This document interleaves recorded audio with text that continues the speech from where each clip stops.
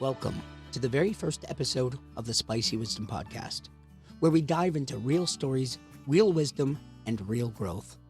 This show is all about the human experience, the messy, beautiful, complicated parts of life that shape who we are. Each episode, we sit down with someone who's walked through challenges, chased dreams, and come out the other side with something meaningful to share. This isn't about polished perfection. It's about raw truth. It's about how people rise, how they stumble, learn, adapt, and keep going. Whether it's through personal growth, creative expression, or just the day-to-day hustle, there's always a deeper layer of wisdom waiting to be uncovered. That's what we're here for. That's the spice. And today's guest brings that spice in a big way. He's a BC-based musician who goes by the name Toxic Mike, but don't let the name fool you. There's more heart, honesty, and reflection behind that moniker that you might expect. Mike's journey through music has been anything but linear. It's a story of reinvention, healing, and finding voice through vulnerability. In this episode, we talk about the role music has played in helping him process experiences, how he's navigated identity, creativity, and setbacks, and what it means to stay true to yourself in a world that often demands you play a role.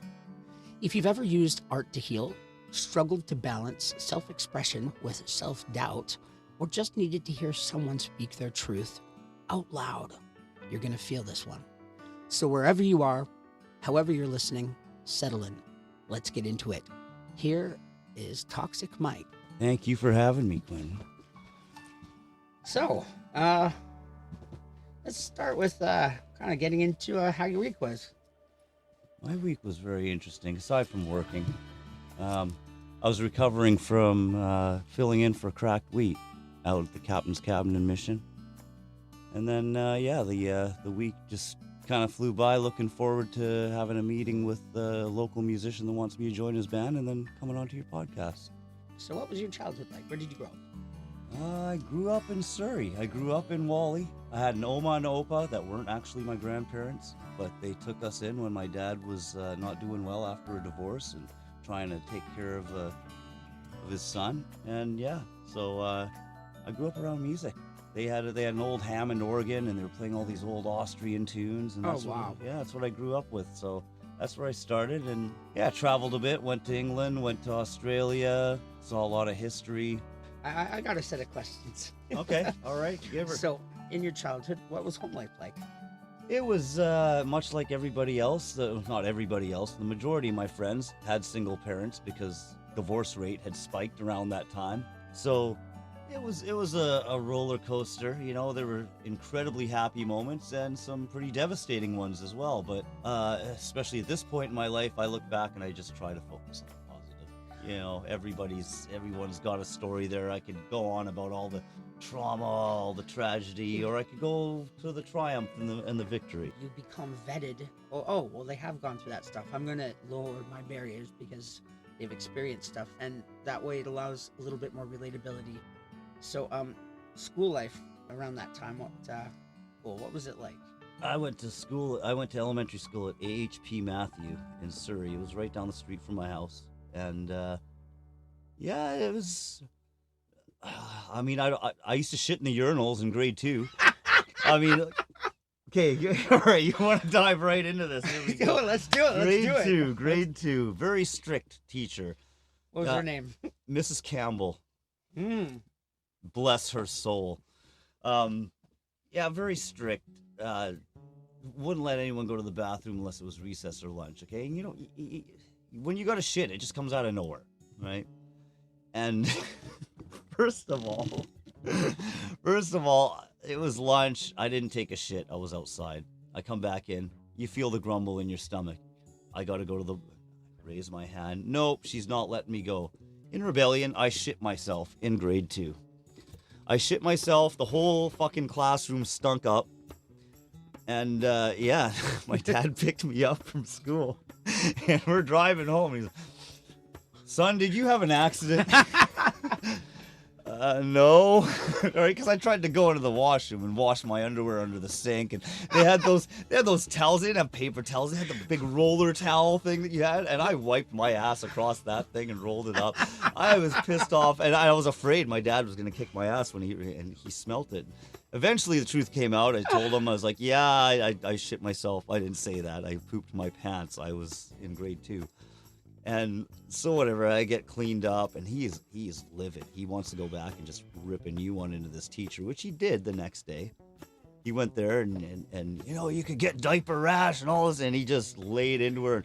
So It's a bit sadistic. Yeah, we have structure here. He should have gone at lunch or recess, and he's trying to explain to her the logic of human biology. It comes out of nowhere, and after that, there were a few times, and I'm sure some of my closest friends will remember me shitting in the urinal. And yeah, so I guess that was my first dose Was it of like rebellion? Yes, Oh, it was like yeah. maybe it just came naturally to me. I mean, I was born in the same year that the Sex Pistols came out, so. I mean, Wow, it might have and something this to do. is how anarchists are formed. Apparently. So, how did home affect school life and vice versa? Well, it was a pretty bad divorce. Even before I was in elementary school, my dad kidnapped me and drove down the Okay, road. let's. How? It was a custody battle, and she wanted to get me, but she didn't want to keep me. Asked her sister, my aunt, if she could adopt me. My aunt was very against this, and she said, "Why are you fighting him then? Just give him, to the father." You're not a freaking brand name handbag to be fought over. Well, this is the way it was, right? And yeah, so I mean, he just threw me in the car and we took off, and it was a fond memory actually, because I just thought I'm hanging out with my dad. Then I went and I saw the same place that we went to many years later. I'm like, this just feels very familiar. I talked to my dad. He said, yeah, it used to be a motel. Now it's just rental units, but it used to be a motel. And yeah, that's where I took you that night. And then we went for Chinese food. And I remember, seeing a tank full of lobster and crabs and stuff. These are memories. And it came out, I talked to my aunt after my dad passed. Apparently, he just threw me in the car and he was like, no, she doesn't want you. She's, this is just, the custody battle kind of stuff that happens. But yeah, he kidnapped me, and we rolled through the hood in a 68 Impala. No kidding, red with a black top. And yeah, I mean, I never knew that until many years later. But that was just part of the adventure. I was just going for the ride. Hey, I get to hang out with Daddy. Little did I know I was being kidnapped, and I was in the middle of a custody battle. The closest thing that I can relate to that is when my dad's girlfriend Sherry got in a drunken motor vehicle accident, and so she had to be under house arrest. I didn't know this until later in life, in my 20s. My dad just said, Quentin, we're going on in Daddy and Quentin's excellent adventure. And we went to Gabriola Island and stayed in a cabin for a couple of days and everything. And so, see, that's the beauty of childhood, right? You're just going on an adventure. You're just, you're just going to hang out with Daddy. And, if he was a good guy, and the way I look back at it is it wasn't a kidnapping; it was a rescue mission. There we go. So, when it comes to who you are as a musician today and an artist, where was the seed first sown in your life that sort of started this journey? Where was the humble beginnings of your journey? Well, I'll have to show you a photo later of me holding a guitar when I was about 2 years old. I wasn't playing it, though. Then there's also one of me playing my Oma and Opa's Hammond organ. Wasn't, once again, not playing anything. But the seed that made me want to become a musician. I remember being a huge fan of Weird Al Yankovic and wanting to perform, and I was a dancey kid, you know what I mean, and always entertaining. But what guided you and put you in the direction of this path? My dad bought me a drum kit for my 15th birthday, and I learned how to play it up, basically, getting started.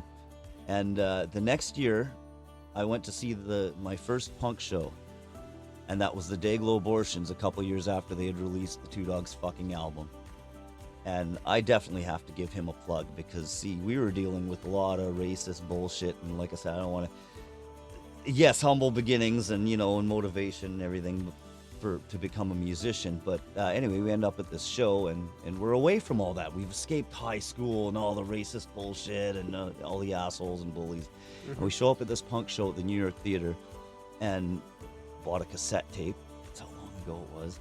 Bought a cassette tape, Two Dogs fucking cassette tape. And after the show, I go up to the stage. There's Murray. There's the singer. And I bring him my tape. Hey, can you sign this? And the guy is so humble. He goes, oh, kid, I don't deserve that. No, please sign it, sign it.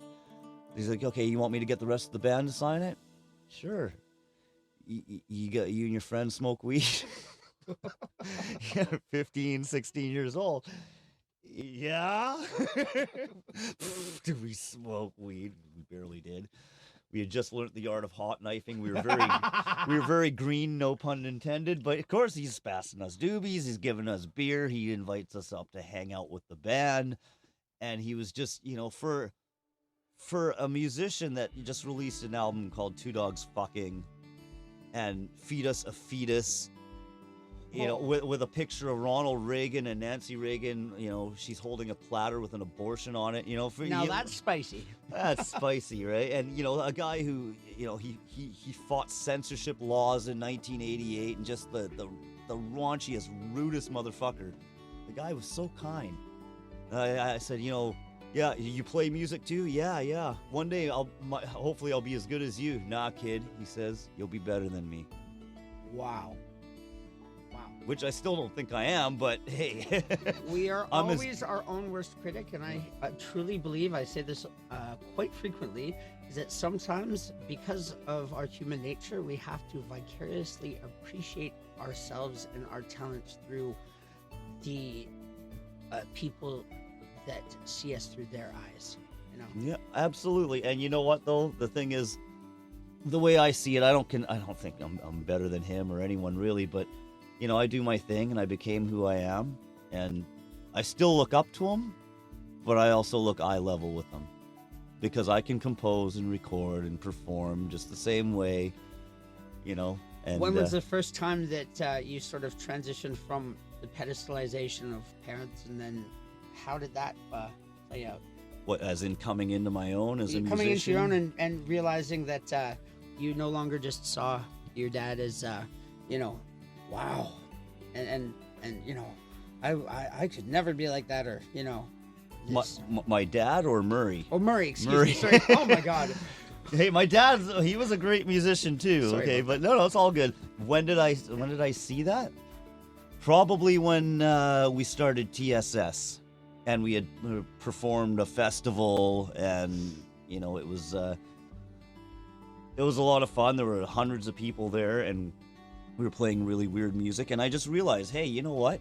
I at this point in time, I had quit drinking, and I was like, I want to do this. I want to play music in front of people. And yeah, just the whole seriousness of, I had never been in front of all these people before, like this many people. There was like 500-600 people there, right? For someone who's just starting their first prog band, it's a lot of people, right?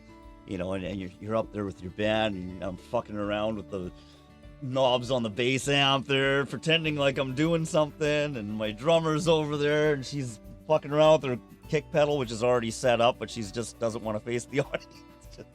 None of us do. We've never played it in an audience this much, this large before, and so I'm looking over at her. I'm like, okay, this is not the place to fuck anything up. She's like, I know. You ready? I'm like, I don't know yet. You got to get up in front of the microphone and introduce. Eventually, just a deep breath, run up. Are you fucking ready? Everybody, you hear this cheer. We're Toxic Shock Syndrome, and this Blood's for You. And we went straight into our first song, The Trivial Pursuit of Happiness. You say it like you're French, happiness. And we went right into that. And I hang in the bass neck over the audience, and people are trying to grab. And you realize, yeah, I'm on a raised platform under bright lights. And were you playing drums? I was playing bass at that time. Okay, so but that was the moment you're talking, where I felt like, hey, you know what? I can look Murray eye to eye now, because I took this situation. This is my first time, and I think that I can keep doing this and do it better every time. And that was when I realized I can look eye to eye with my hero. How soon after you got the drums did you make the transition to playing the bass or a different instrument? Okay, so drums, I'm going to say maybe 2 or 3 years. Enough to get like, okay, I can do a punk beat, I can do just, regular beats and whatever. 2 or 3 years, then my best friend would always leave his guitar at my place, so I picked that up, and then I went maybe 3 or 4 years on guitar, and then somebody left a bass at our house. And I mean, I play bass guitar. I like to say that because I play it with a pick. I'm not that great at slap or anything like that. So I was just trying to do Primus riffs, but playing them with a pick. Mm-hmm. And clearly, I mean, I love Primus. I've seen them 3 times, but I've seen No Means No like 15. And every time I saw him, he played with a pick. And he did big riffs and chords. And I like, that's what I want to do. And so, yeah, I mean, it was within a span of maybe 5 or 6 years, I transitioned from drums to guitar and then bass, and I just fell in love with that. I said, this is what I want to do. How did you reach out to your first people that you started, jamming with? Well, the first people I started jamming with were very close friends from childhood, so we kind of didn't have a choice. Like, we all sucked. We were just starting, so we only had ourselves to play with. and yeah, so, that was our first quote-unquote band. And yeah, and we sucked, and it's just, what you would expect from 3 people who were just picking up instruments for the first time. And then, and then after that, it was like, somebody from high school and whatnot. And then, meeting people when you're skating and just going through all that. And until you get good enough that you can, that people talk about you, right? So, but yeah, I mean, it was basically childhood friends. and when you got together with them, what was the makeup of the band? You were the drums and... this was the very first thing. I played the drums. Best friend played guitar, and we didn't have a bass. We just had 2 guitars. The bass came in much later, and we had real shit-ass equipment. We had a tiny 15 watts of Doom, and here I'm trying to play the drums and hear what he's doing, but in a room probably just double the size of this. Okay.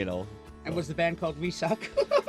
No, I can't remember what the hell we called it. It was like Nymphomatic or some shit like that. Like, we were just, Yeah.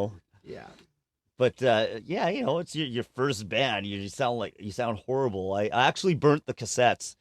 Because we had cassettes that we recorded, and we were, I did digitize them first, but I burnt the cassettes after because I said, okay, you know what? There are nasty things in our past that we should just walk away from. Release to the universe. Release to the universe. To let the smoke fly.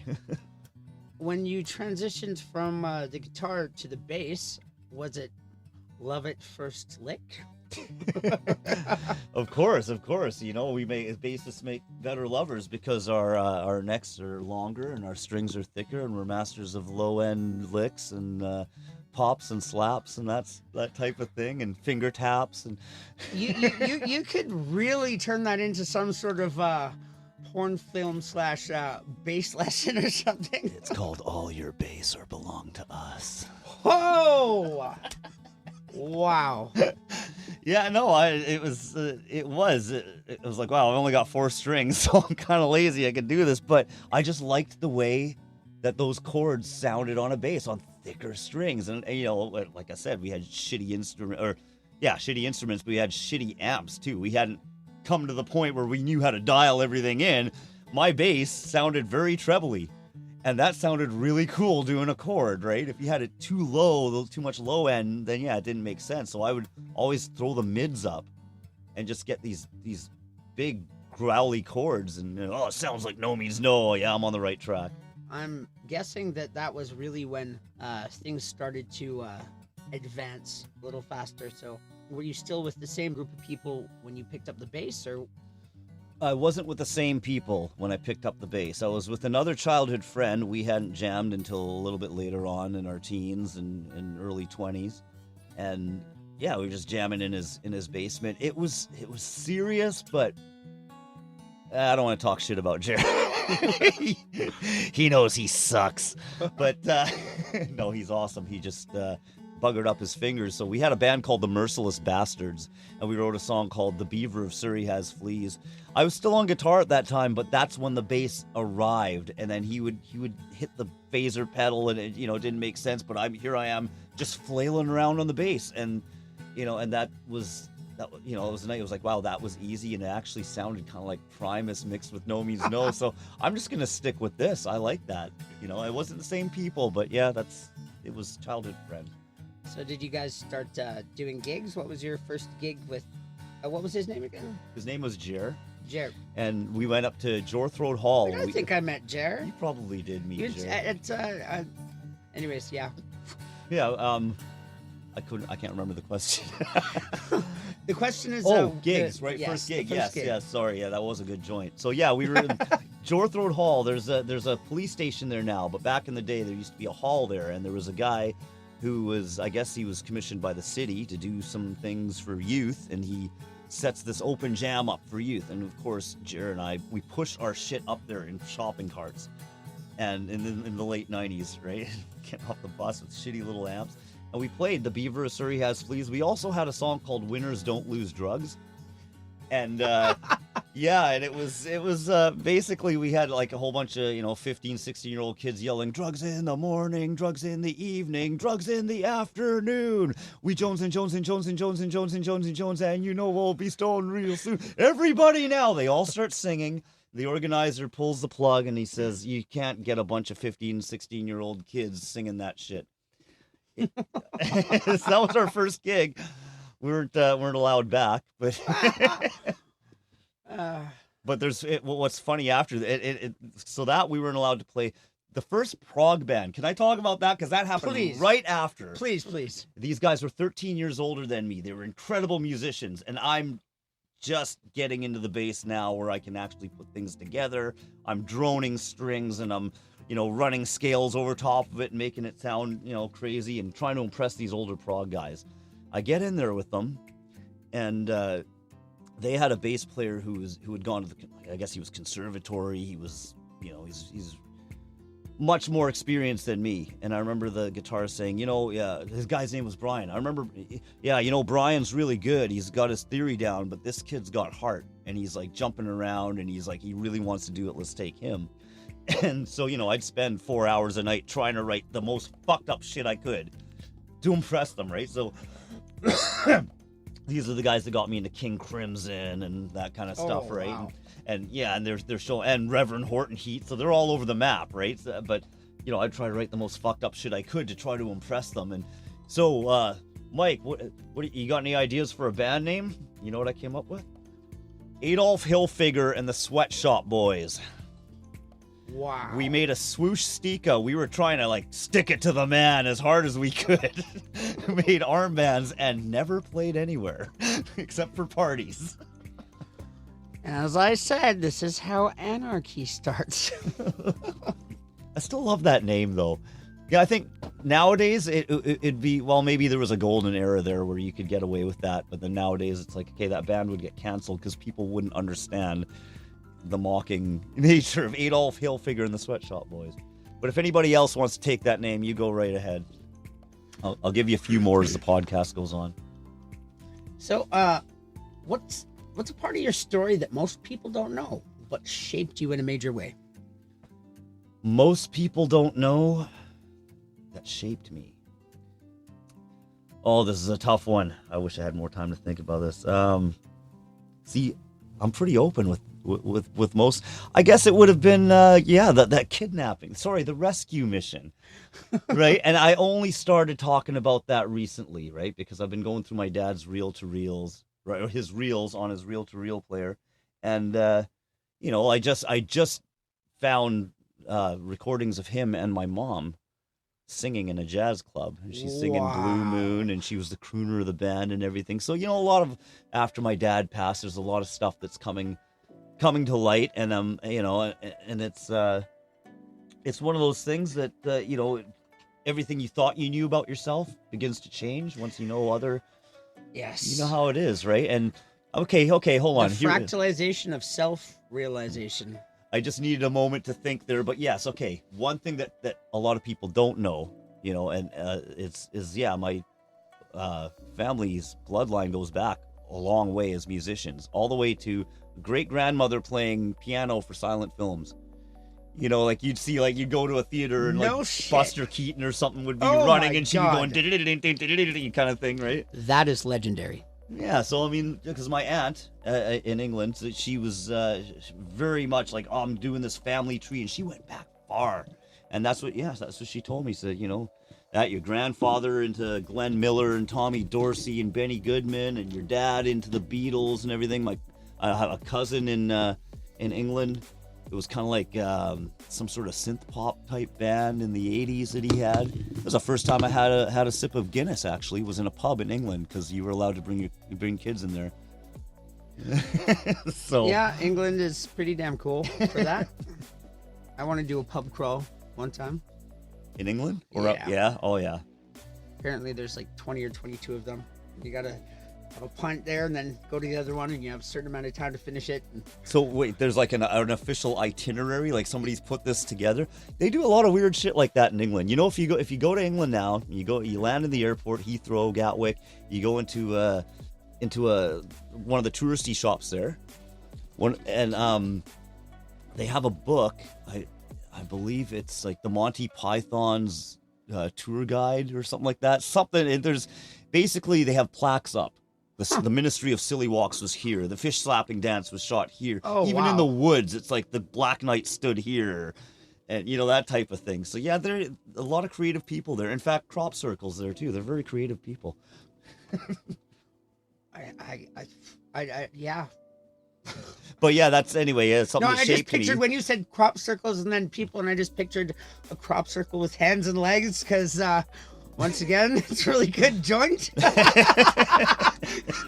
but yeah, that's something that people don't really know much. The music goes way back. It's sad that that my mom didn't keep in touch with me especially after listening to some of these recordings, because I wonder if she'd be proud of me watching me up there doing all sorts of outlandish shit on the stage. And okay, I can't croon, I can't sing, as well as these, but I made a lot of people happy. I sent her a couple videos, you know what I mean? But she just never really kept in touch with me, and I've, come to grips with it now. It's just sad because all of us played music. Like, we could have been the Skankin' family.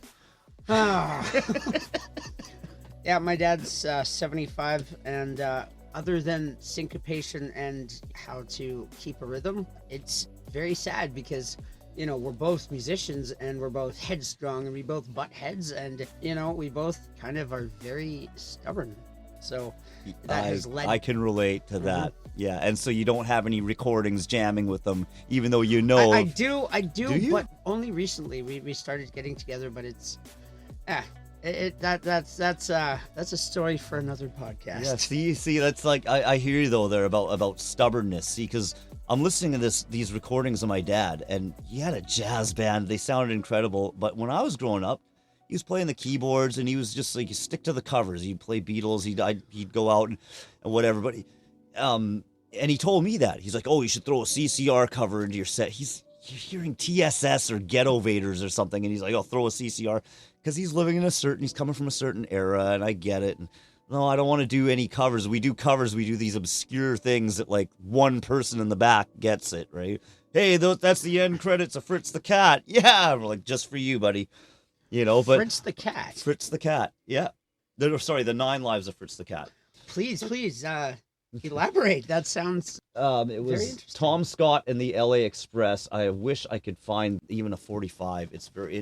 We recorded it directly off of the movie, and it was just this incredible funk groove, and yeah, I showed it to my drummer Tay, and we were at Charts out in Burnaby, and I had this shitty little MP3 player, like a Walmart MP3 player with a tiny little speaker. I remember those, like 64 megabytes of RAM or something. Yeah, like it was that. just ridiculously low. You could have a very limited playlist, but I put it on the snare drum, and he could barely hear this, but he goes, yeah, let's jam it, and we ended up doing that, right? But yeah, anyway, those are like some of the obscure covers. My dad was from a different time. He's like, try throwing in a crowd pleaser. We're like, we do. It's Frank Zappa, right? But, and it's sad though when I think about that, because the very few times that we jammed, it was something very standard, Johnny Be Good kind of stuff, but he always wanted to do covers, and me, I was exploring originals, right? I was like, oh yeah, exploring my mind, and whatever, just doing the weird shit, and I love doing that. But later on, I'm going through all of his reels, And he liked Blood, Sweat, and Tears a lot. And I never understood it, right? Because, What goes up must come down. or you make me so very happy, and you think it's kind of like Tom Jones in a way, right? You make me very, very happy. I'm so glad you came into my life. Right, so that's all I heard, right? And the only other reference I heard was in a Zappa movie. And it was in 200 Motels, and he's talking about why this guy shouldn't have joined Zappa's band. He's like, you could have played the blues with John Mayall or far out exciting jazz with Blood, Sweat, and Tears. And I was like, far out exciting jazz? No. Then I go through my dad's reels, and I hear a live recording of Snow Queen. And they go into this long-ass bridge in the middle. I'm like, that's what they mean by far out exciting jazz. But then it dawns on me. It's like, I don't understand why my dad didn't want to do that. It's like I was totally capable of doing that, but he wanted to stick with standards for some reason. And it's sad. I mean, the only thing that we really have is after he passed, or just before he passed, Sherry and I we came into the living room, and I snuck a phone recording of him. I was like, Dad, play us something on the keyboard. And he played Smile by Nat King Cole. He didn't sing it. Oh, it's King Cole, Natalie Cole doing Unforgettable after he passed. And then very serendipitous. So he did this, and we had this recording, and then it was his last days in the hospital, and he went, and then I was like, I have this recording, and that was also one of my first times splitting a video and inserting, like myself into a different video, right? Because I took that recording of him. He just played it on the keyboards. He modulated once, but he was doing the melody, the vocal melody. He wasn't singing it. So I was like, okay, well, he modulated once. I did a solo there, faded myself in, and that's what we played at his celebration of life, and so and then I'm looking at that going, we totally could have jammed. If he had asked me, hey, I want to play Nat King Cole, but then by that time, he probably just thought, no, he's just too much of a fucking weirdo now, and he just, he wants to play Jethro Tull, and I'm not going to do that. So was there ever a moment through all of that, that you felt like your identity was clashing with your music? My identity clashing with my music? No, I think I was on par the whole time. I think I just kind of evolved. I came from straight up punk rock. It's like, no, this is all I want to do. I don't want to do anything mellow. And then, then I discovered Frank Zappa. And I went to Long and McQuaid and got my shitty Vantage guitar fixed because I didn't have a tuning peg on the high E. But now I wanted the high E because I wanted to learn how to play Peaches and Regalia. So you basically sort of immersed yourself in music and in skateboarding, and shrouded yourself in a bubble of that protection to sort of... Not always. There were moments, where you get very discouraged, and it's a difficult thing to pull yourself out of that. It's like stress, right? When people stress out about something, and you're trying to calm them down. The thing I always say is like, hey, listen, think back to another very stressful time in your life. And well, you're here now. See, clearly you got through it. So I would try and, you know what I mean? It's like, I love that. I could go through this situation right now, pulling my hair out and getting high blood pressure, or I could go, you know what? Some things are beyond our control, and I'm not going to go through it pulling my hair out. I'm going to take a deep breath, and I'm going to go, well, all I can do is my best, and I'm going to get through this moment here, and, that's the same thing. I mean, there were discouraging moments. I'm human, just like everybody else. I get to that, why am I even bothering playing music and this, that, and the other? And then I have to listen to something I did or watch a Ghettovators video and go, because I'm pretty good at it, honestly. I've worked hard to get there. You have the self-doubt, and then you listen, and it's like, the fuck am I thinking? Yeah. I'll look at my tap shoes and go, I got to a point where I was tap dancing, playing the bass, and running a kazoo solo over it. Why am I stressing out right now? How the fuck did that sort of character start to become? Because the only other person on earth that I've heard from that is that cello player who is the gremlin or goblin, and he jumps from roofs and... Do you know what I'm talking about? It sounds very familiar. Like we'll have to watch it later. Yes. But I mean that's the thing, right? I look at that. I'm like, I was tap dancing, playing the bass, and running a kazoo solo. How did you start tap dancing? Like where? Okay. Because it doesn't sound like your mom or dad would be like, "Hey, let's get our son some music." No, absolutely not. My Was dad it- was part of a group called the Vaudevillians, and they would do these old school. And there was a guy there, a gay guy named Dan, who was the best fucking tap dancer. This guy was just floating around. And I didn't get into it then. But, you know, I was helping everybody take their gear out. I was helping him out and everything. And so I already had a tap dancer in my life, but he was just a friend of my dad's. You know, they performed together and whatnot, right? When he heard I was tap dancing, because how this happened was, this was kind of maybe a year or two into the Ghettovators. And yeah, if Justin's listening to this, thank you, man. And thank you, Ante. This was funny. We're sitting in Justin's old Cadillac. I think it was a 1990 or something. And I'm sitting in the back, and he was just lighting one after another, and I'm high as fuck. And I go, you know, if I had tap shoes, guys, I could play tap bass. And anyway, come Christmas. And the legend starts. Come Christmas, I get a gift from them. I open it up and see tap shoes. They're like, let's see this, motherfucker. We've watched you do crazy shit before, and you know, I love those two, like brothers. Like really, I mean, those are the types of musicians you want to keep in your life. The ones that are going to encourage your most bizarre ideas and bring them, you know, and that's, you're like, these are the people who aren't going to say, no, fuck that doesn't fit in with our genre, that doesn't fit in with this. So yeah, they got me tap shoes, and then we went to the tap dance place that they bought them from because they didn't fit me. And this poor lady that was, you know, she'd never seen guys like us come in here talking about tap shoes and everything. She taught me a couple of, you know, she's very intimidated by us. We're trying to be very gentle. It's like, oh, I just need to resize this and whatever. She goes, you know, tells me, she goes, I don't mean to, you know, be disrespectful, but I don't see gentlemen like yourselves coming in here and buying tap shoes, right? Wearing leather jackets and shit, right? I bet she still tells the story to this very day. I hope so, because it was a very positive experience. And she goes, I just want to know, what's the interest in tap dancing? Said, we're in this like prog punk band, and I got dared to tap dance and play in a 5/4 whilst running a kazoo solo over it. And damn it, I'm gonna do it.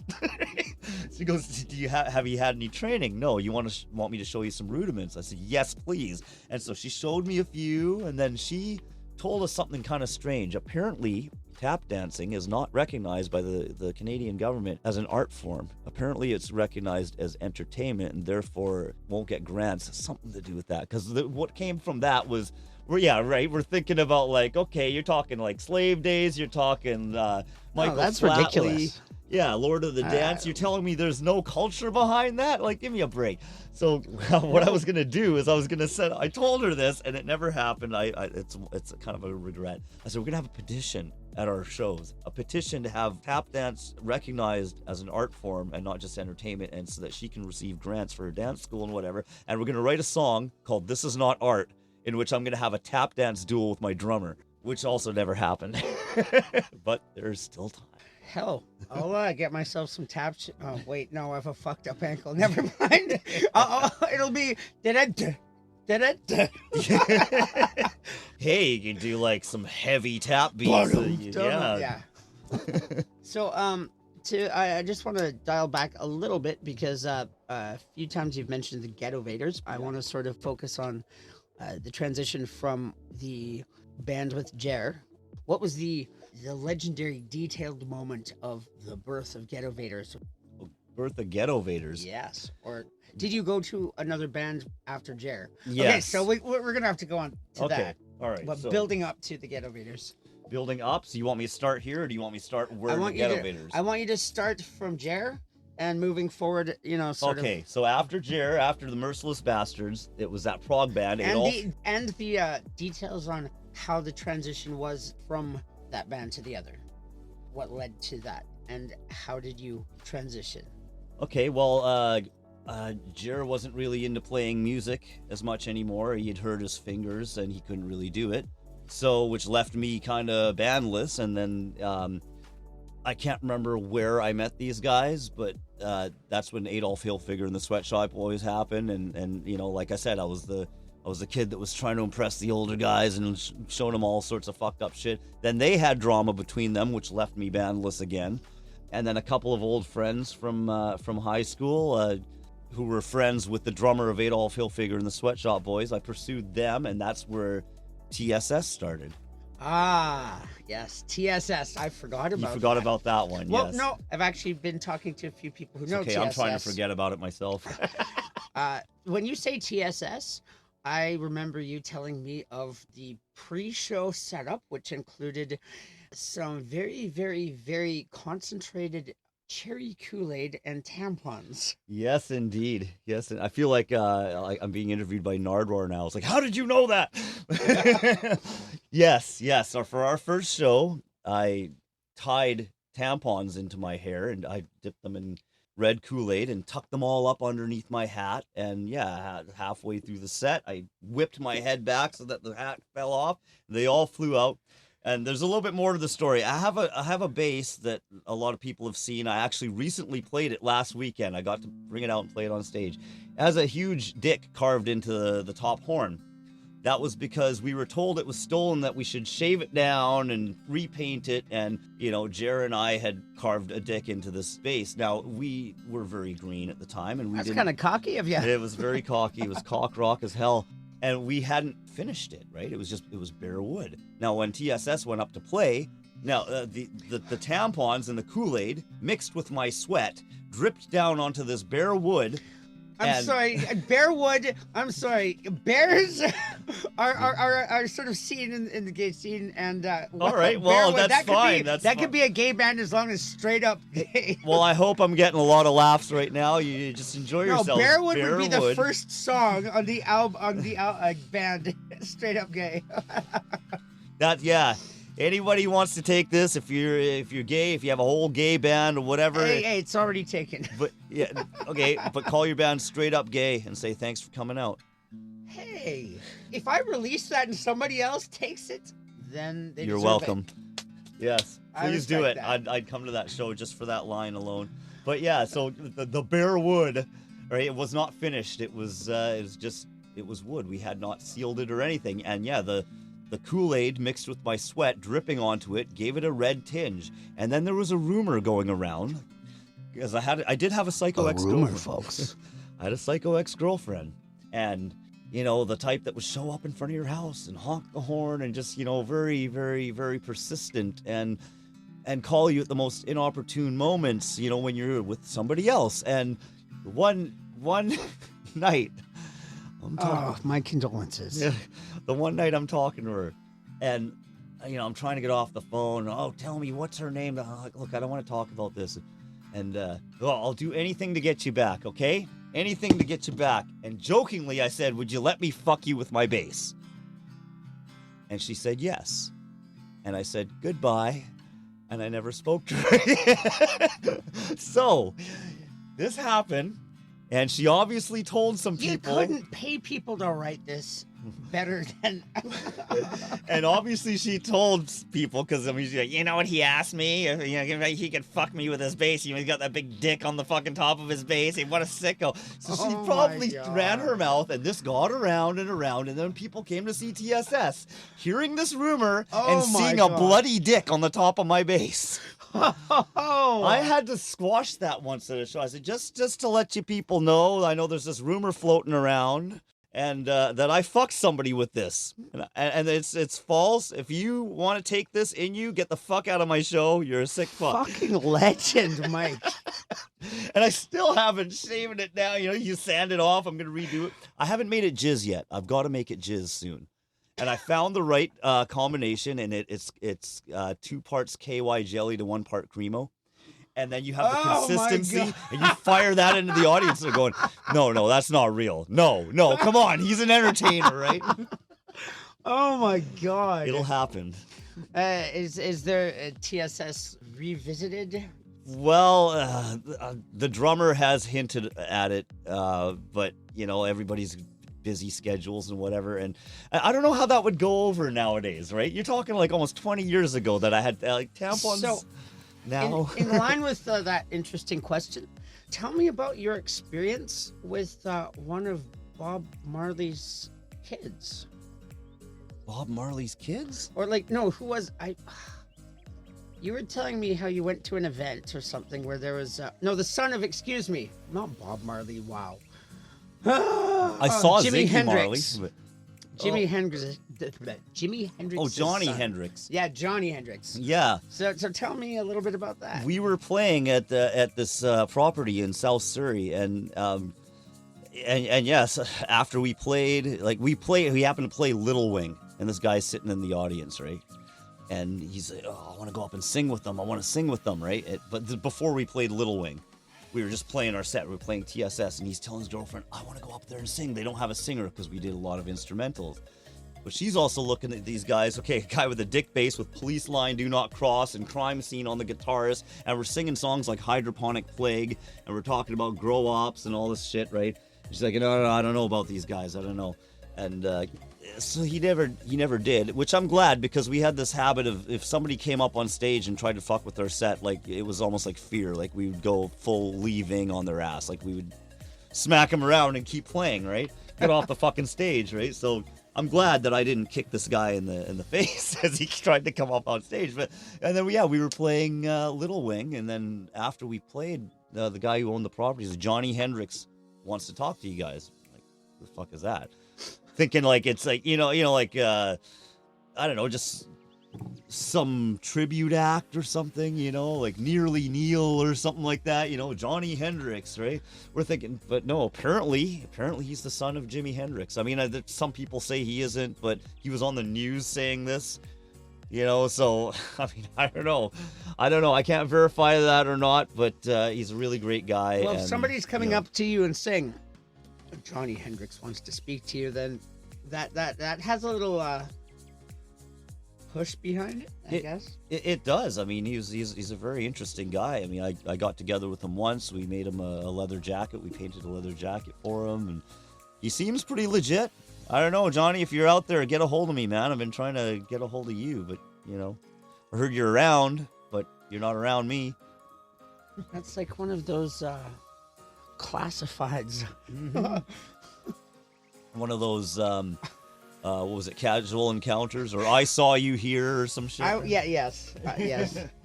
Casual encounters. That's where I meet all my musician friends. That's where I meet my bandmates. That should be a song title. Yes, casual. That's how the drummer at TSS and I, when we first met, his email was Surrey's Last Hope, and mine was Straight Outta Wally. And we met on Craigslist, and we used to tell people, so I was just going through casual encounters. I see this guy wearing a Holiday in Cambodia shirt, sitting behind a drum kit. I'm like, oh, that's cool. Hey, want to hook up? Oh my god! And magic ensued thereafter. He's incredible. Well, if the bass was involved, there'd be a lot of questions there. So TSS was a really, really, really pivotal point in the solidarity, because I'm hearing some of the titles that you have in TSS or other things, and I hear the titles that they have in Ghettovators, and so it sounds like you've had a lot of influence in the songwriting. I have, but it's a group of us, right? As for the weird song titles, you relate with people. They're so hard to find, right? Because it's like you go punch in metal guitarist into Musicians Wanted, 10,273 matches. Now punch in guitarist that likes to play Nintendo music, like Nintendo themes, and into like acid jazz and into ragtime and bluegrass. Oh, I get into that right away. Yeah, like, of course. But I mean, how do you condense that, right? It's hard to find these people, and but I somehow ran into them, and tap dancing bass playing kazoo player also plays Nintendo. Let's connect. One match in Slovenia. It's like, damn it. One match in Bubble Bobble. Yeah, right. Yeah, that's a thing. They're not as common as people who want to do a top 40 band, or they just want to do a metal band, or they want to do this, that, but when you're like, I don't know what I want to do really. I want to get up there and subject the audience to something that they have never heard or seen before. And it's hard to find those people that, quite often you'll have the silliest ideas. Like, okay, some of your ideas, I know musicians that would You know, they wouldn't want to do that. The same thing, you know, hey guys, I'm writing a song called Rim Job Gone Wrong, and it's going to be about counterfeiting roll up the rims and getting caught for it, and the headline on this newspaper says Rim Job Gone Wrong while you're going to jail, right? Yeah, I see you dig it, but there's a lot of people that are like, I don't want to put my name to that. I don't know what you're talking about. You know, I mean, it's, but yeah, those are hard musicians to find, right? They're very few and far between. Yeah. It doesn't really help the fact that before we started the podcast, I told you about the song I'm writing called Three-Legged Goat Tranny from Czechoslovakia. See, I'd be curious right away. Some people wouldn't give that much time. They're like, oh, it's just silly. It's the way that people, I talk to baby boomers, right? And they're like, oh, who is the best guitarist? And they'll say this guy and that guy and you know, Page and all these guys. And I say Zappa. And I often get this like, oh yeah, he was a weird guy. And I give him a guitar. Oh my God. Then play one of his songs. Like, I can play Zeppelin. Can you play Zappa? Right? Before he started looking like Zappa, he was in a suit and he was so well-spoken, and he was invited onto his show to show how to play the bike. The bicycle, yes. I've seen that video. Yeah, but, you know, that's the thing. You get people who are just like Zappa freaks like that, you know, but quite often, like I said, these boomers, that was part of their generation. Like, they had the chance to just go and see him in his prime. You know, people like us were like, damn it, you know, we got to see Dweezil Zappa, and that was awesome. But it's not like, you know, you watch these videos and you go, you listen to Fillmore East 1971, which is the first album I ever got by Frank Zappa, and that's what really did it to me, was that album. And I was listening to it going, I can't believe this is live. Listen to these guys. They're insanely talented. And yet they're like, talking about your hemorrhoids, baby. And they're just, and it's like, I want to be. Was that on Joe's Car Garage? No, that was Fillmore E71. That was the Mud Shark, right? You know, and they're just, you know, you're listening to this whole, like a scene that they're doing, like to intro one of their songs. And I'll show that to people, right? From that generation. They're like, no, the Stones were the best. And it's like, okay, the Stones were good, but if I were alive then, I would be following these fucking freaks around. That would be my jam. I'd be like, wow, I just, you know, I feel like I could just be whatever the hell I want in that, right? Like, I don't have to stick with this, hey, that's not part of our set. You know, no, we're not going to open up a fridge full of rotting meat and release flies into the audience like Zappa does. It's like, I'm there. You know, I'll play bass for you, dude. I didn't know about that, but that just like, yep. That sounds very Zappa. Definitely read the real Frank Zappa book. Yeah, it was incredible. In his own words. Available at Chapters, folks. Hey, Chapters, you can sponsor me. Anyways, moving forward. Yes. So with that, how did the transition go to the Ghettovators? Okay, so TSS lasted a few years, went through a couple of different lineups. As in, like, it went through 2 drummers, and it went through 3 guitarists, maybe 3.5, because there was a guy who kind of played it, but, you know, I liked his stuff more, and I was like, oh, let's just focus on your stuff, right? So yeah, 3 guitarists, Justin being the 3rd guitarist, and he saw us play. Same Justin, yes. Justin Brown. Yes, and so he saw us at that same place with Johnny Hendricks, right down out in South Surrey, and he had a fucking great story. So I you know that I would make my own merch. I would stencils and spray paint and all. So the TSS logo was a big T with banners going around it to form 2 S's, and in the banners, if I made you a shirt, I would put something personal. I'd put your name in the banners or whatever, right? Sometimes, you know, I would just be like, I need like 5 or 6 shirts for the show, and I would just put song titles on it. Right, so it'd be like The Trivial Pursuit of Happiness and one, and you know, and In Loving Memory of Holland Park or whatever it was. Anyway, I made one that said Rim Job Gone Wrong, and he loved it. He didn't have enough money for it. I ended up giving it to him because he told me he works at a rim shop. Right, so what are the chances? Yeah, and he's a guitarist, and I'd met him a couple of times, and I was like, yeah, you know, here you go, man. You just take it. It's all good, you know. Happy birthday or whatever. And apparently his dad chucked it out or something, like he didn't want him wearing it at work. Oh, what a shame. Yeah, so that would have hurt like real bad. Yeah, but anyway, so he really loved TSS, you know, and then more like Ghettovators had formed. the drummer of TSS was sick and tired of guitarist drama, so he didn't really want to, go in and waste, another few hours or whatever he took laying down drum tracks for me to lay down bass tracks and just have a guitarist, flake out on it. So he had it up to here. And then, so, okay, I kind of didn't give up on him, but I was like, okay, I'll get back to you. And Ghettovators had started. Was it an immediate, evolution, sort of a transformation? Was it, straight from TSS to Ghettovators? There was a, maybe a year or so that I wasn't doing anything, and then, yeah, I ended up house sitting a place in South Surrey, and I put out a mass text to all these different musicians. I am house sitting a place. It's got instruments and recording gear. Anybody want to come out and do something? And yeah, Justin and Tay came out, and we formed the Ghettovators there. And we had recorded a few things. We recorded a rough version of Peaches and Regalia. We recorded a rough one of Pigeons and Strange. And I think the song that would later become Sieg Help Genre Nazi, which was one of mine. So we did a few things there. And then we got a lockout space, and he set everything up. And I don't think you remember, you've been up to his lockout there. Yep. Yeah, so he set all that up. And once he had that, now he was, trying his hand at mixing and everything. He's getting pretty decent recordings. I took one. This was Justin, right? Justin, yes. He actually recorded and played. He recorded "Road to Somewhere" of mine and played the intro, the sort of lead guitar. Yeah. Oh yeah. No, he's incredible. He's one of the best I've ever worked with, and right now I'm saluting you there, bro, because. Definitely a million thanks to him and Tay. But yeah, so he was just Justin, me too. I fucking love you, bro. So he's just he's trying his hand at this. He's got Reaper, and he's starting to record us and getting better at recording. He's still seeking help from a guy who lived in Vancouver who had more experience, but he's determined. He got some really decent recordings. I took them over to Dave's place from TSS, and I showed it to him, and he's smoking his bong, and he's listening. He's like, "Where are you guys, jam?" And he's kind of interested now because he's hearing this guy.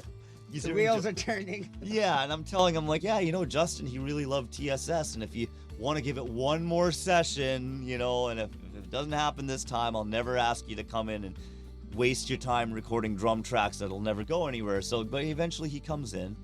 He has 2 sessions. He's not happy with the first one. He goes in for the second one, and hopefully he's happy. I'm happy with it.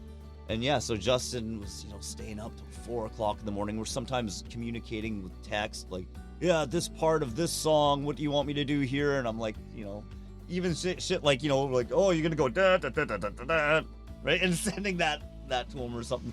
And he just did an incredible job. Like, it went far beyond what I expected. And yeah, and then so I finally had an album. So the transition was kind of, he loved TSS, and he's like, it can't go without an album. I will play guitar on it. I'll sing. I'll get the album. So this is how Ghettovators was formed. Well, no, Ghettovators was formed before that, but that was the tie from TSS, right? Is that, Dave, he was the guy that pretty much convinced Dave to come back in and record, because I think Dave, okay, I hear that what you're showing me, this new band you got called the Ghettovators, it sounds like you have a recording. Like, there's drums, there's bass, there's guitar. So, doesn't seem like anybody flaked out, and this guy says he wants to do it, and he's listening to him play, and he's like, okay, guy's fucking capable, of course, right? And yeah, so, I mean, that's what I got for my 40th birthday. And you know what? Every year, I call him. I don't text him, I call him and thank him for that birthday present. That was my 40th birthday present. Was here you go, TSS album finally done, holding it in my hand, and it was just I love those two like brothers, man. Oh wow. So that melts my heart, touches my heart, whatever. He's the one guy. He can be like, hey, we're playing here. Yes, we will argue, right? But I mean, we also grew together, right? We were both very experienced and very green in various areas, and. But yeah, I mean, we just jammed with him on Monday. It's just, it just feels real good. Yeah, he's the one guy. He's, we're all pretty much nowadays just drop anything. Oh, Ghettovators, yep. Let's go. Well, I don't really see any better time than to give a listen to one of your songs. So what are we going to take a listen to right now? Well, Justin and Tay are going to fucking hate me for this, but they know how much I love this. The song we're going to be listening to is called Sock Mop. Sock mop. Yes, Is this like indeed. some teenager's mother under a bed finding a stiff sock, or like what? Absolutely not. It was. Do you want me to tell you how it was written right away, or do you want to hear the song first? Uh, I don't know. How do you think it should be showcased? All right, let me just kind of give you a brief description if I can here. So, the song was started on the fender of Tay's truck. We're outside of the lockout, and Justin is tapping on the fender.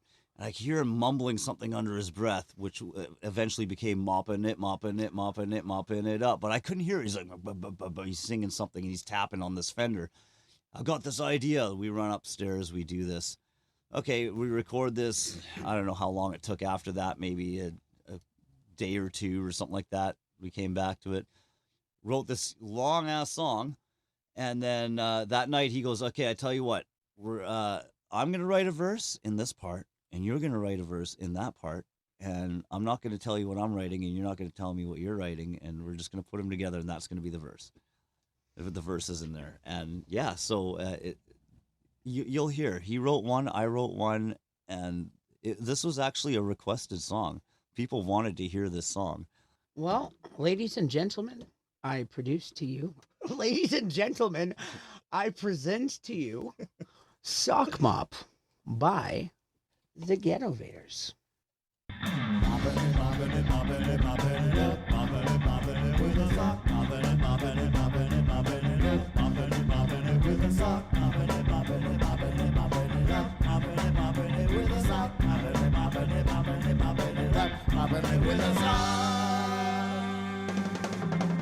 Sock mop, sock mop, sock mop, sock mop, sock mop, sock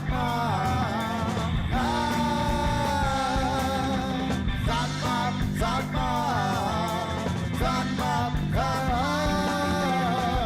mop, sock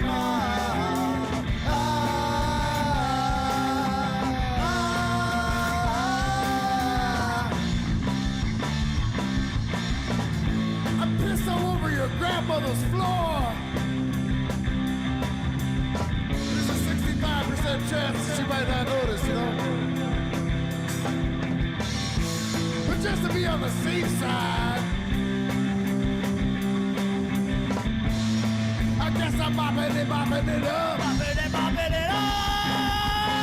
Mopping it, mopping it, mopping it, mopping it up. Mopping it, mopping it with a sock. Mopping it, mopping it, mopping it, mopping it up. Mopping it, mopping it with a sock. Mopping it, mopping it, mopping it, mopping it up. Mopping it, mopping it with a sock. Mopping it, mopping it, mopping it, mopping it up. Mopping it with a sock.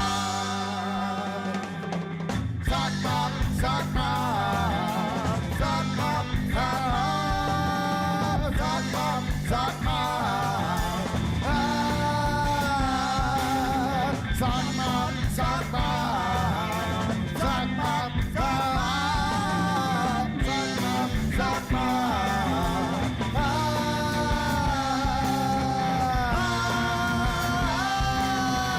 Cosplay girl asked me if I was in the role playing. I said, yeah, sometimes I'm on a platformer. I had me a thick joystick, a fat ass joint, and a raging motor. Then she looked down at me and very condescendingly said, "You dumb fucking stoner, you just spilled your dope cola all over my cut. Troller!"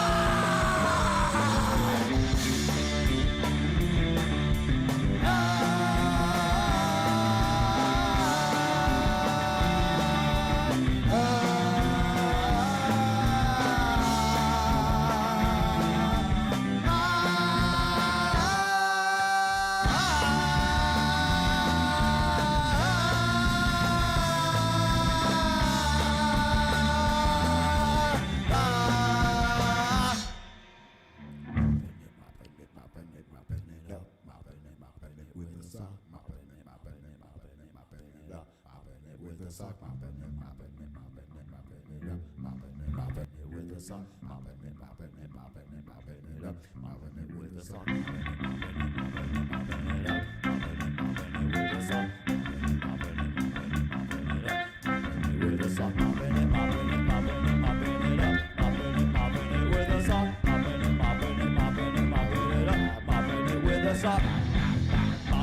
with a sock. Mopping it with a sock. Mopping it with a sock. Mopping it with a sock. Mopping it with a sock.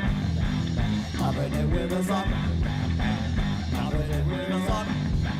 Mopping it with a sock. Mopping it with a sock. Mopping it with a sock.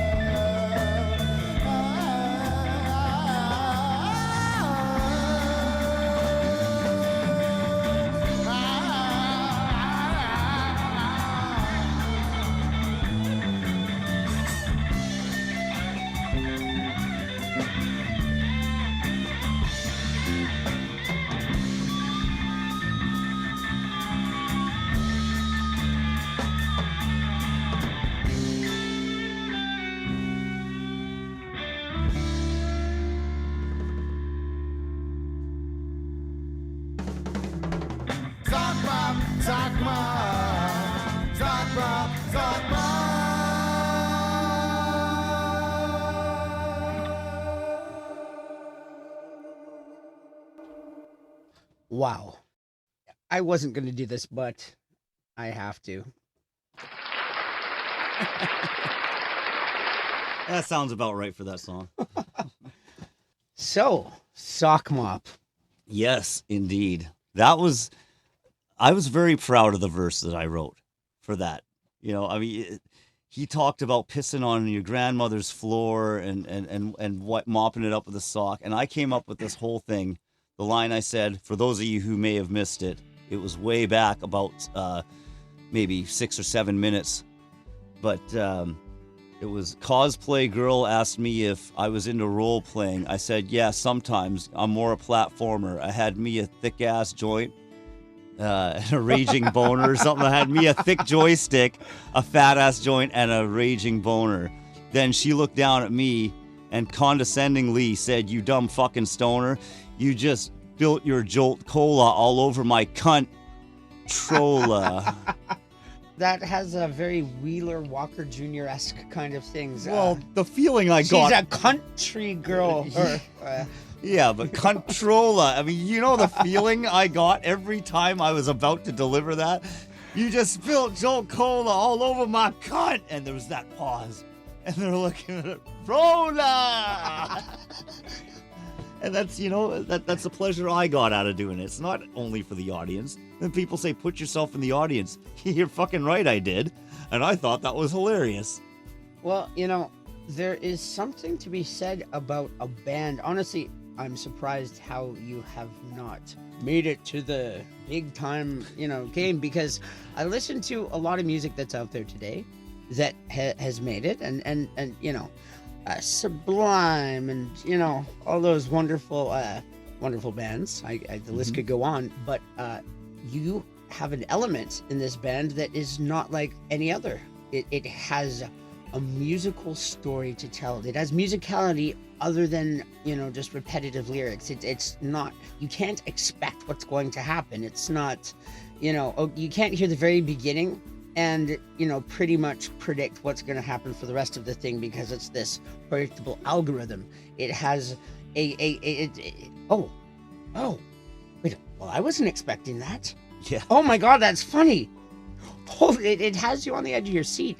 Pretty much every song. You have trumpet. It has a ska-esque thing, but still, it's not ska. It's so very unique, and it has this depth to it that I don't hear, and it just surprises me how you're not heard of more, to be honest. Well, you know, and that's it's a little bit on us for that, right? Because we could have promoted it better. We could have, you know, I just recently started getting into videography. You know, that helps with getting your music out there, and you know, and the other thing too is sometimes you're just too fucking weird.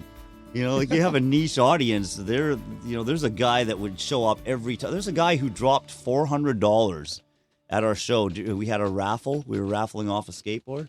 He dropped like $400, like his entire rent check at that time, to try to win the skateboard. You know, you had devoted people there, but then you had people that you just didn't really understand it. You know, I mean, it's for everybody, but it's not for everybody in that way. Like, and a lot of the time too, the audience that we were playing in front of, for instance, they would say, "Oh yeah, you guys remind me of System of a Down," and we would always respond by saying, "Well, that's cool, but none of us listen to System of a Down."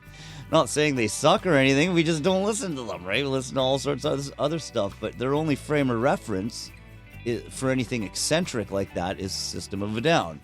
You know, they haven't gone down rabbit holes the way a lot of us have. And, you know, you take it as a compliment anyway.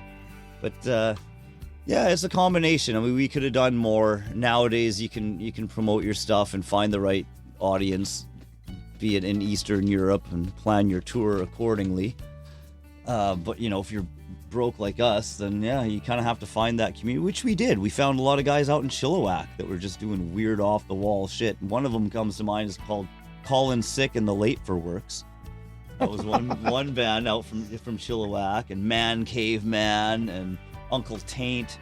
I think Uncle Taint. Uncle Taint. Yeah, I think they had a song called Born with a Boner, and they did a music video. It was just brilliant. For some reason, Uncle Cracker seems like he should guest star in that album. Oh, I don't know if he'd be hanging out with these guys. They put on an incredible festival called Mead Fest. I've heard of Mead Fest. I think you were the one who told me about that. Yeah, it's incredible. It's always themed too, right? It's out in the middle of buttfuck nowhere in the bush. And yeah, they find this one elevated piece of land. They built a stage. It sounded great. It looked great. And, during the day, they had things like the Caveman Olympics, and they're dressed up like fucking Fred Flintstone, chucking rocks like shot put and doing their thing there. And yeah, you have all sorts of bands coming in. And I miss that, and I hope they do that again. They would make merch. Yeah, like the Ninja Turtles logo, but it said Mead Fest. Well, when was the last year that it happened? It might have happened more recently, but the last time we played, I think, might have been like 2017, 2018. With a name like Mead Fest, did they make their own mead or? No, that's the guy's name. That's the drummer. His name is Mead. Oh my God. Yeah. No, I know. I was gonna steal a street sign for him. I might do that for you, Mead. You should make a side business selling mead. Mead's mead. Oh yeah. Or call it double mead. Mead's mead. Mead's meadery. Mead's meadery. Okay, if you're listening to that, Mead, it's all yours, buddy. So, with all of this together, let's sort of focus a little bit on spirituality and oh, it's a train in the background. I guess that means it's time For a train of thought. What's one mindset shift that changed everything for you? A mindset shift. Okay. Huh. Well, it's like I said earlier, it was going from punk rock and discovering Zappa, not wanting to play anything but punk rock, into I want to play everything I can possibly do. Just, that was the mindset shift. Opening up. Here, because when all I played was punk rock, I had these guys that were, these guitarists that were much better than me, and they're more professional. They say, hey, Mike, you should broaden your horizons.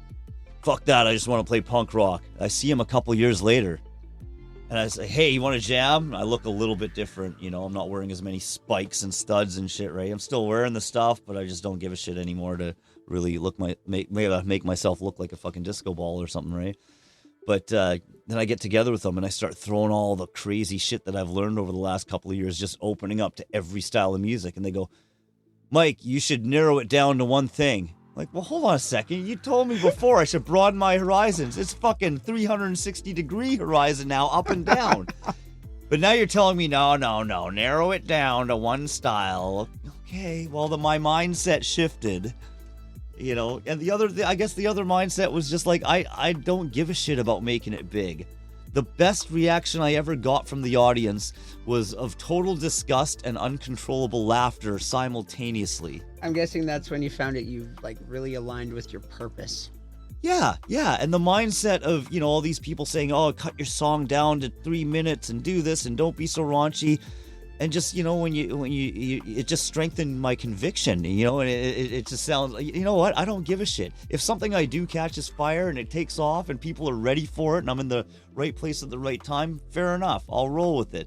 Otherwise, I don't give a shit. When I went up there and said the only good piece of ass this guy ever got was when his finger went through the toilet paper, and there were people, they sounded like they were laughing like they were French, right? They're disgusted and they're laughing, they're going, So that shift was basically the difference between the success you were chasing and the success that actually fulfilled you.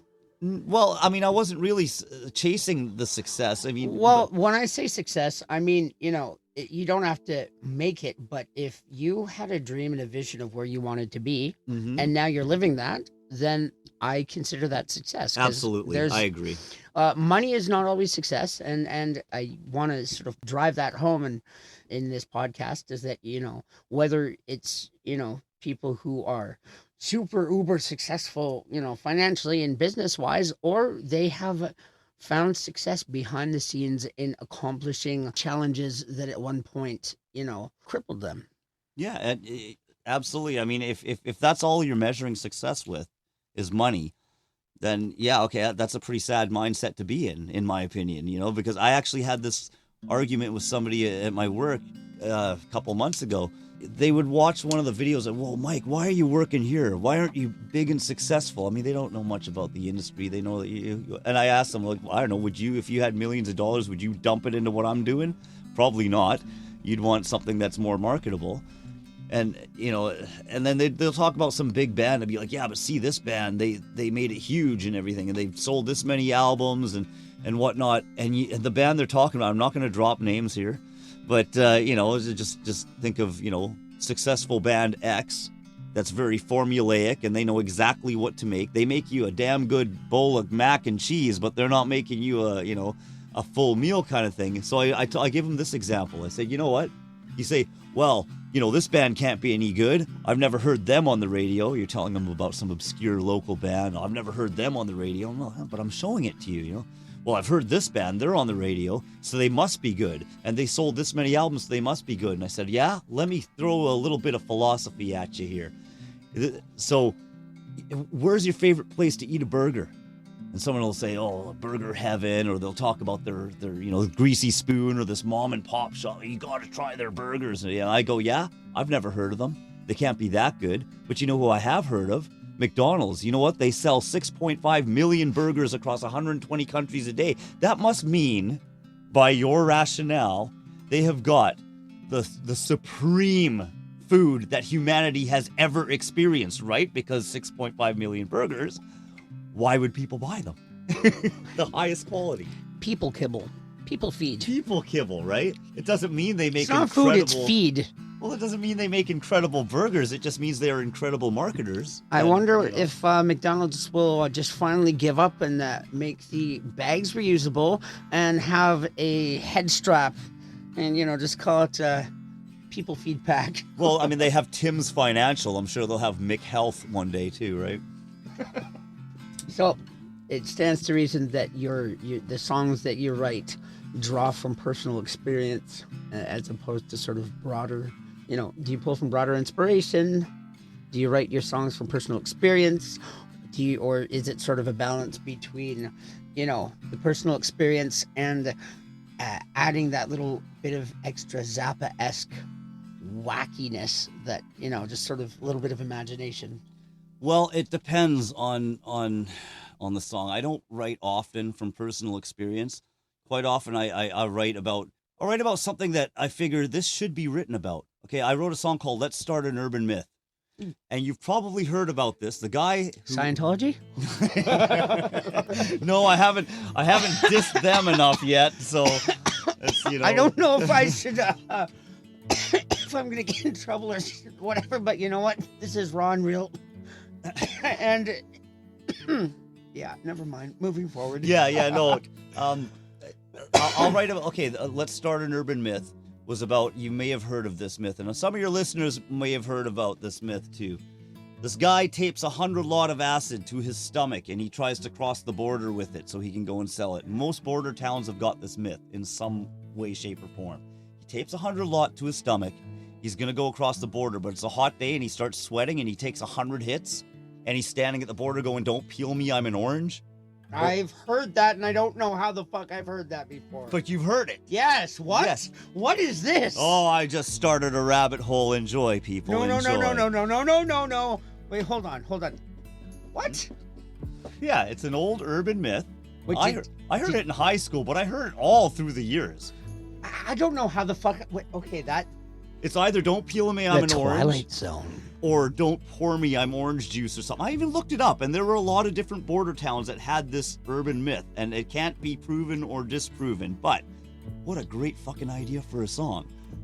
That was way off the waffle sausage fork. 3 cheeses to the paper fold twice today, don't you, folks? Now, I did write a song. Okay, a song from personal experience. Probably the most heartfelt song I've ever written is a song called Long Live Dayglow. Is that Ghettovators? No, that's just me. That is just me. And I wrote that song in 2023 when, remember that guy I was talking about earlier, Murray, the singer of Dayglow? Yep. Yeah, he was fighting colon cancer at the time, and we went to see him at the New Hope Cinema, and he tried his best, and pain was getting to him. He's undergoing treatment, and all he wanted to do was go on tour with his band, do what he loved to do. And I had him sign the same cassette that he signed for me when I was 16. Again, almost 30 years to the day. And yeah, I remember sitting next to him. He couldn't pull off the entire show, and he felt bad about it. And here I bought a new album from him, and I'm driving back home. Well, I'm in the back of Tom's truck, and we're driving back home.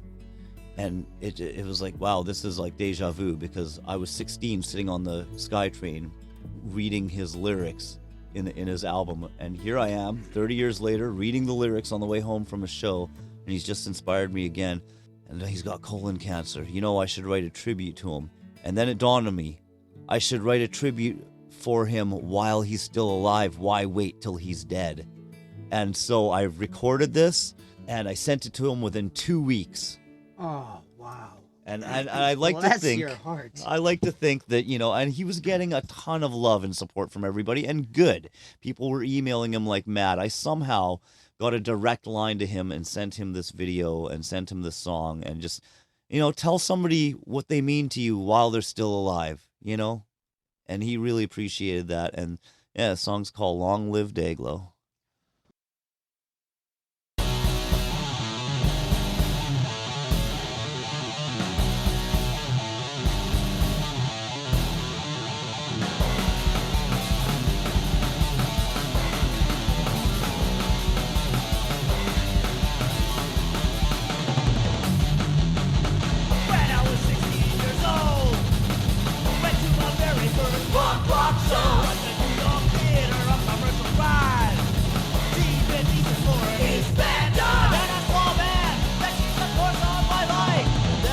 Mastermind.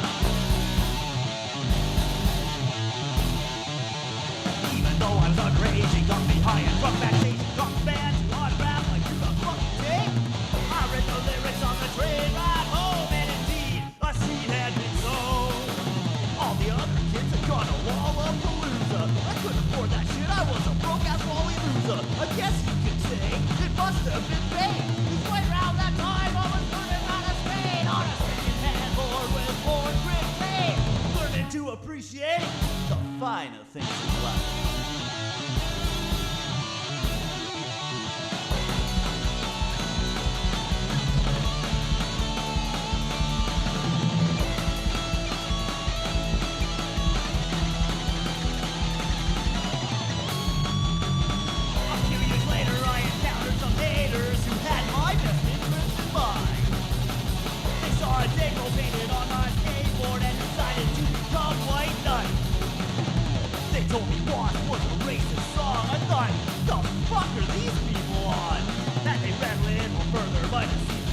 But they were too far gone to fathom something that strong. So alas, they completely missed the brilliance of the lyricist. Anti-racist sentiments written with such eloquence by genius, a scholar and a true wordsmith.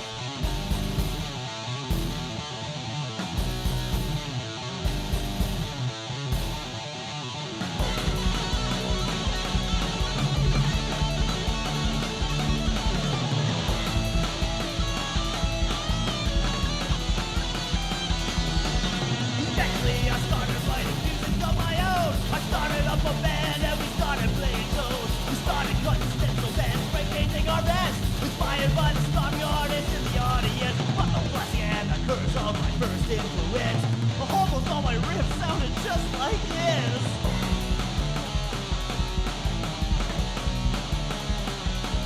Yeah, a blessing and a curse as far as influences go.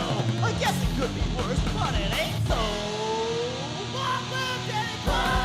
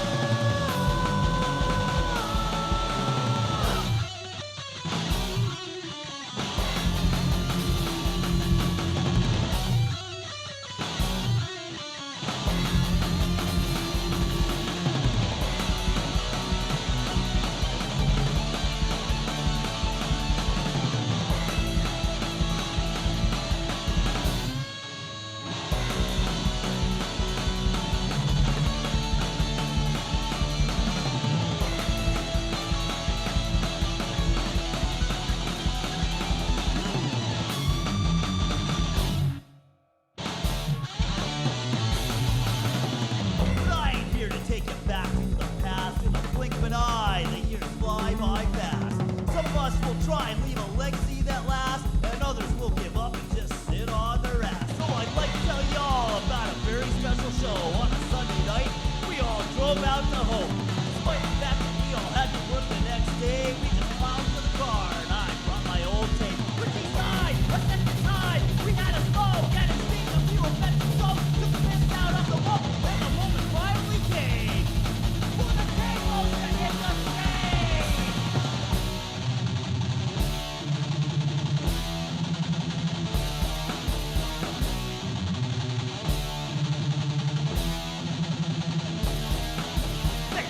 was a classic sad and a new song. But halfway through the set, we knew that something was wrong. With his hand on his head, he made a beeline for the shitter. But everybody knows that the threat ain't no quitter. We paid for a show and had our minds blown by a great Canadian hero. And excruciating bravery jumped on the stage once again.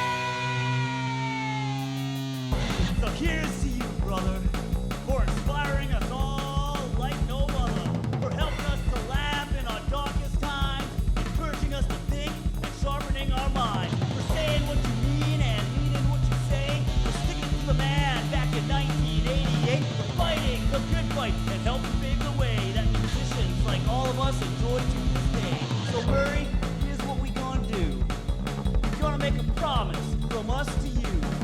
Heed well these words, brothers and sisters, and if you can dig it, I wanna hear you sing it! We gotta focus on what is real and spend our days at the end of this age, living in dignity, grateful for the chance to experience the beauty that this world has to offer. Focus on what is real and spend our days at the end of this age, living in dignity, grateful for the chance to experience the beauty that this world has to offer. Focus on what is real and spend our days at the end of this age, living in dignity, grateful for the chance to experience the beauty that this world has to offer.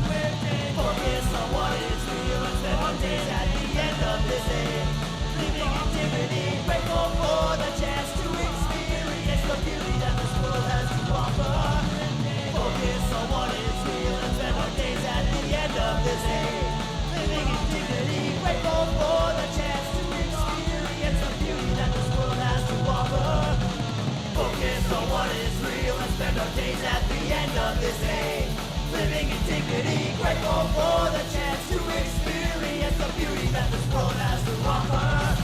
The music that this band has to offer, the magic that this life has to offer, and the love this band has to offer!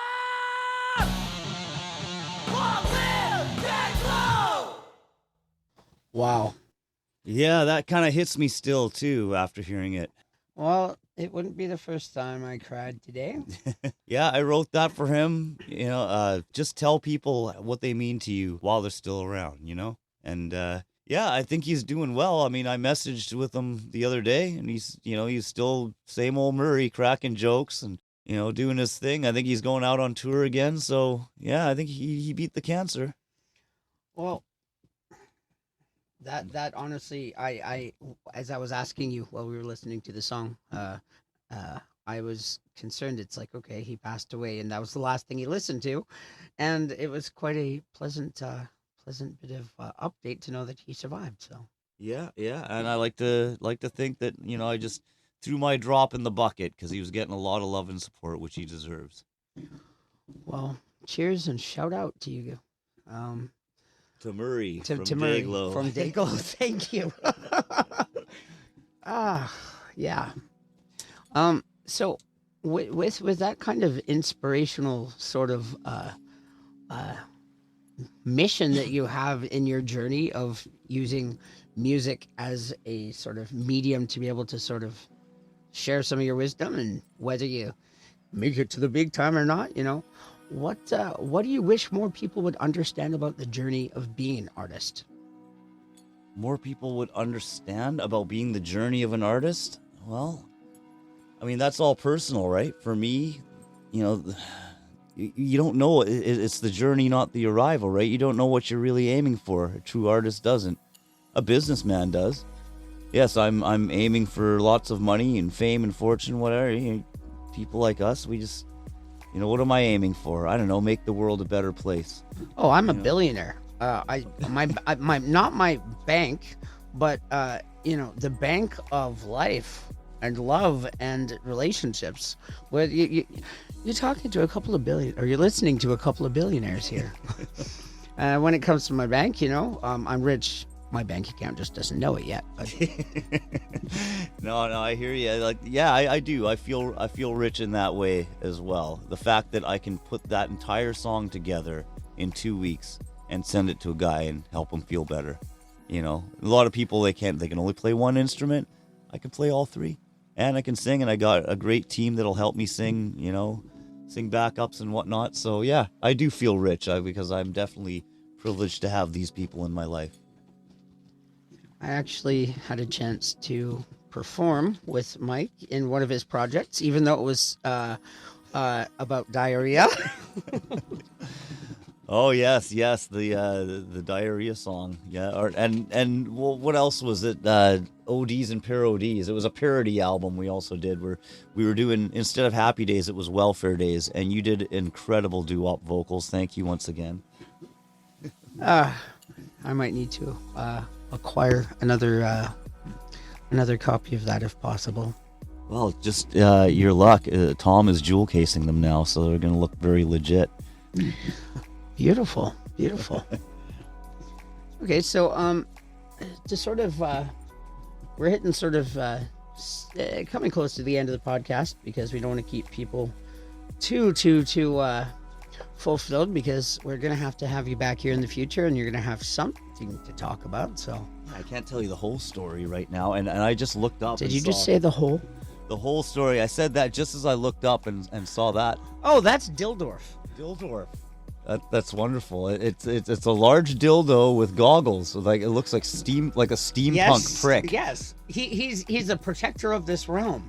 He's one prick of a steampunk dildo. Oh yeah, you walk through this door, then you, if you get past here, you watch out, because yeah, Dildorf's a prick. It's intimidating. I can see why it's the protector. He started to garn. I'm gonna have to start to take Dildor. Actually, I don't know if I can take him out. I'll have to put like a little face mask or something. But there are like 10, 12 people now who just Dildorf is an entity in and of himself. And probably give you dreams too. Like, I'm sure that thing's gonna appear in one of my dreams. And from the side, he kind of looks like the Marlboro camel. Yeah, it's funny. But he's the Gargleboro camel. I look at that and it just reminds me of why I stopped doing mushrooms. I'll make it quick here. We were eating mushrooms on pizza, and we were watching Fight Club. And if you've ever seen Fight Club, there's a moment where he sticks one frame of a dick into the film, and when you're on mushrooms, it doesn't just flash by. It goes when it fades out. You close your eyes, and there's a monster dick in front of your face. And it was scary, right? Okay, and I was like, that's massive. And so anyway, I go outside, take a breather, come back. Of course, at the end of the movie, they flash that scene again. Yeah, that's a bit cocky of them. That was very cocky. And while we're on the topic of being cocky, I got another great song that I want you guys to hear. This is by TSS, actually. Oh, okay. And it's called Rim Job Gone Wrong. And before you start getting any nasty ideas in your head, I challenge you all to listen to the lyrics first. Too late for me, but...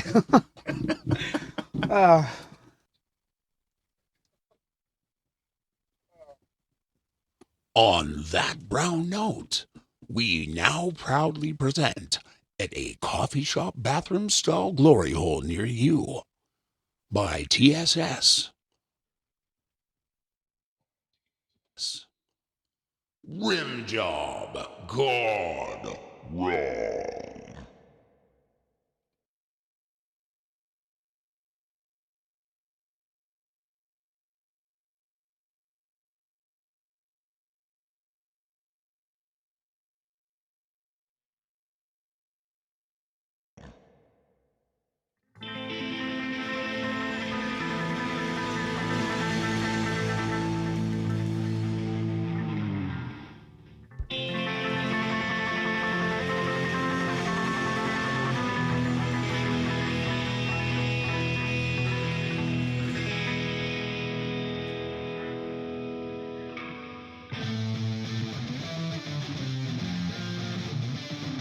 Hi, welcome to Timmy's. Can I take your order, please? Yeah, I'll have another freebie. Actually, you better make that 3.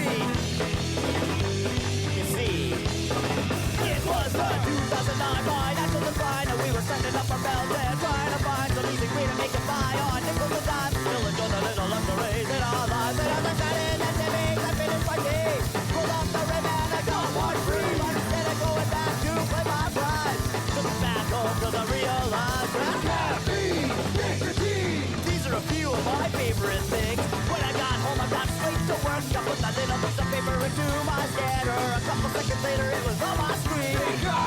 coffee if you know what I mean. 'Cause poverty's a mother of criminality, and I'm sorry it's a part of our reality. We gotta hustle and be given opportunity to make a buck, even if it's illegally.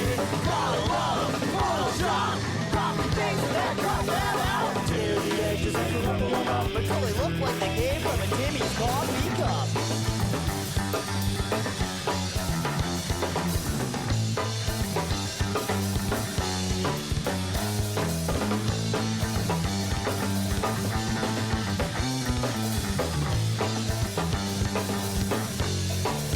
Plastic cash is hard to fake. It can be your worst mistake. But if you need to stay away, we got you know. And so I got away with fraud for a couple of years just to print them out without any fears until the day I thought, hey, I ought to share my wealth. And I remember what my very first dealer had said. He said, Yeah, 3 can keep a secret. If 2 are dead. yeah, but I can trust these guys who's in the crimes and who's hanging around and set the last second of time. So when you talk the facts of one another, makes it tougher to face the fact that one of these crooks is not like the others. One of these crooks is a motherfucking rat.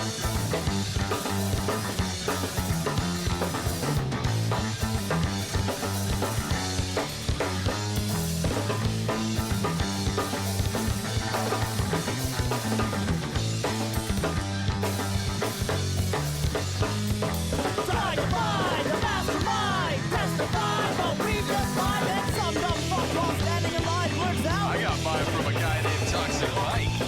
You fucking little schmuck! Yeah, you'll get yours all right.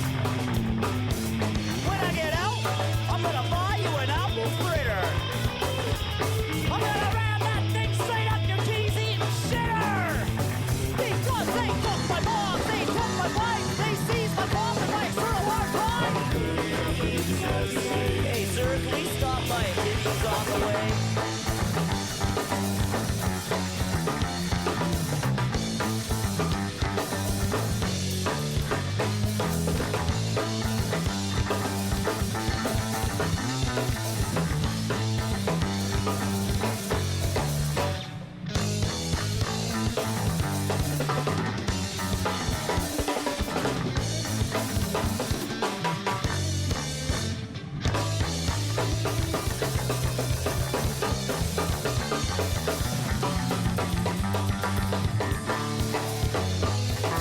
But hey, Bruce and A, Surrey boy gets put away. And how can anyone live this down when the headline reads, Rim Job Gone!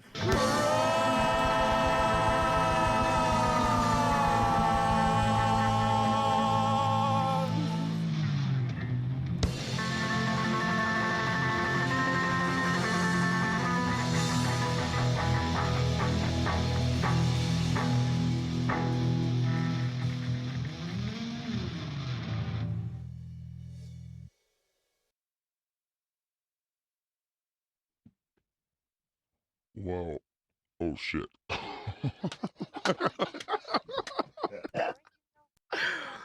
Um, That was awesome. I think we'll keep that. Anyways,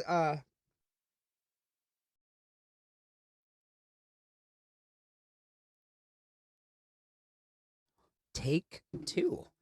What is the next song? Fuck a fucking duck fucker. What is the next song? No, I can't say fuck a fucking duck. Can I say that? Say whatever you want. It's your podcast. Okay, well, I guess if we're keeping it real, sorry to all you duck fuckers out there. The next song would be The next song is Fire Upon the Hill. And as far as I know, from the guy who wrote it, it has to do with the way animals see human beings who smoke cigarettes. But you might want to have Justin on your podcast sometime. Maybe I got it all wrong. Well, I think you're gonna have to reach out to him, as will I, and we'll make it a thing. Leave any comments if you guys want to see the same thing. But anyways, without further ado, we have Fire Upon the Hill.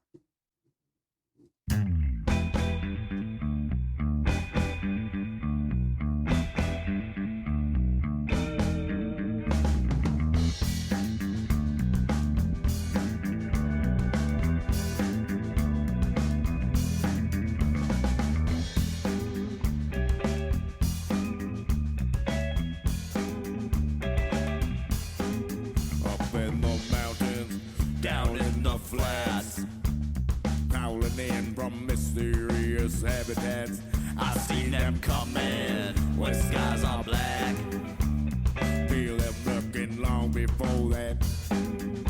Be warned of foolish creatures. They run through infiltrate our finest regions. They were the birds of greater species.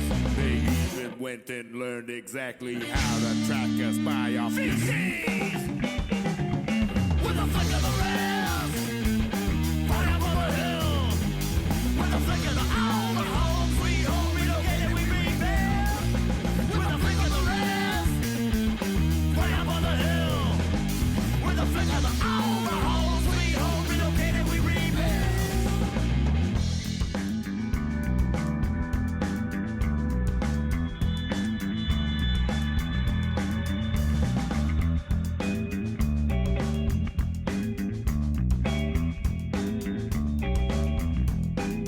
They'll be emitting obnoxious toxins. Try to help me hinder offense. They'll bring their monsters. They'll be awakened. Experts say they make too many sounds to possibly communicate. They're turning. They hunt for pleasure. Our great mother, She's got something that'll surely learn them. those aren't their vessels. They don't return them. They often go and lock 'em in a box or burn 'em. With a flick of the wrist, fire up on the hill. With a flick of the owl, my home, sweet home, relocated, we rebuild. With a flick of the wrist, fire up on the hill. With a flick of the owl, my home, sweet home, relocated, we rebuild.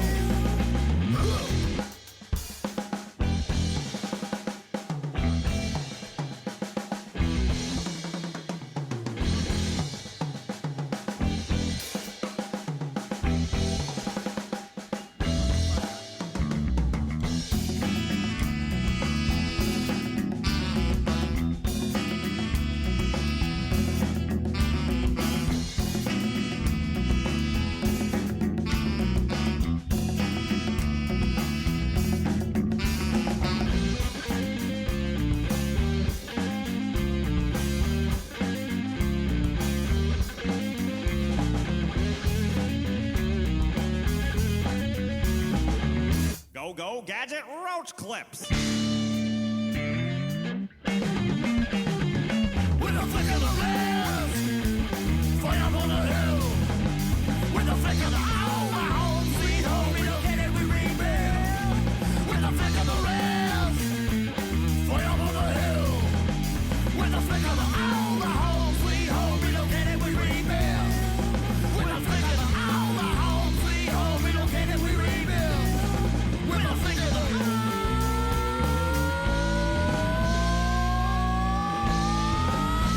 oh, shit.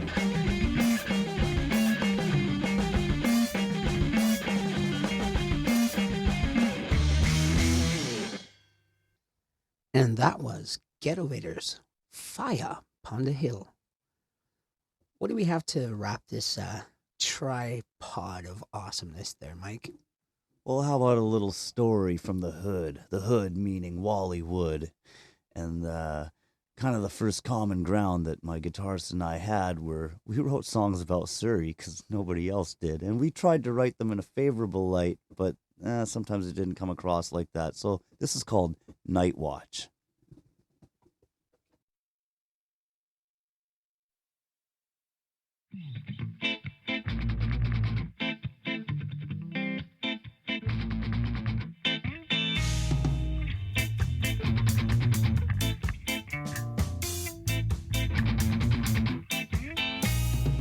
I can't stop thinking it ain't the goal.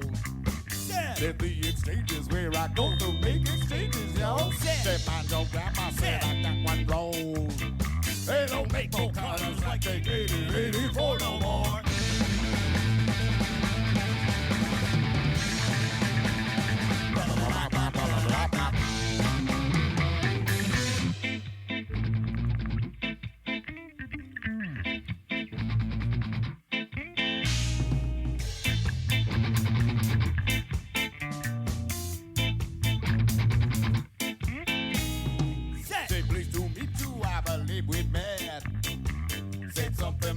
cheap subwoofer makes her kind of sad. I'll trade this Xbox for a cigarette. Said $15, but you know she probably do it for a couple smokes and a half-eaten dough there. Hold on, let me take a couple bites first. Oh, praise on down in Newton, they are all. Praise on down in Fall River, they're all. Praise on in parts of Guilford, they are all. Praise on drugs, I'm on drugs. It's on drugs, it's on drugs, we're on. Hey man, let me see that skateboard. Said we must roll right now, I just got off the road. Go, said have you seen my circles and medication had it wrapped up in a bulletin foil. Hey cowboy, wanna score some herb? Thirsty for the Indian.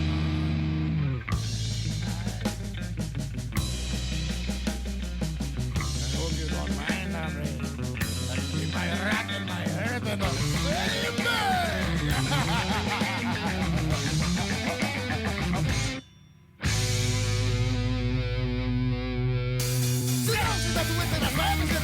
Just gotta smoke it in the zigzag blue. Said, my friend and he cannot be truly said. This is a farce, so this could happen to you. Said that I make me sad, you make me sad. And the version of life, so whatever, let me make you go until I know what happened to the big bad guy. Like me, so.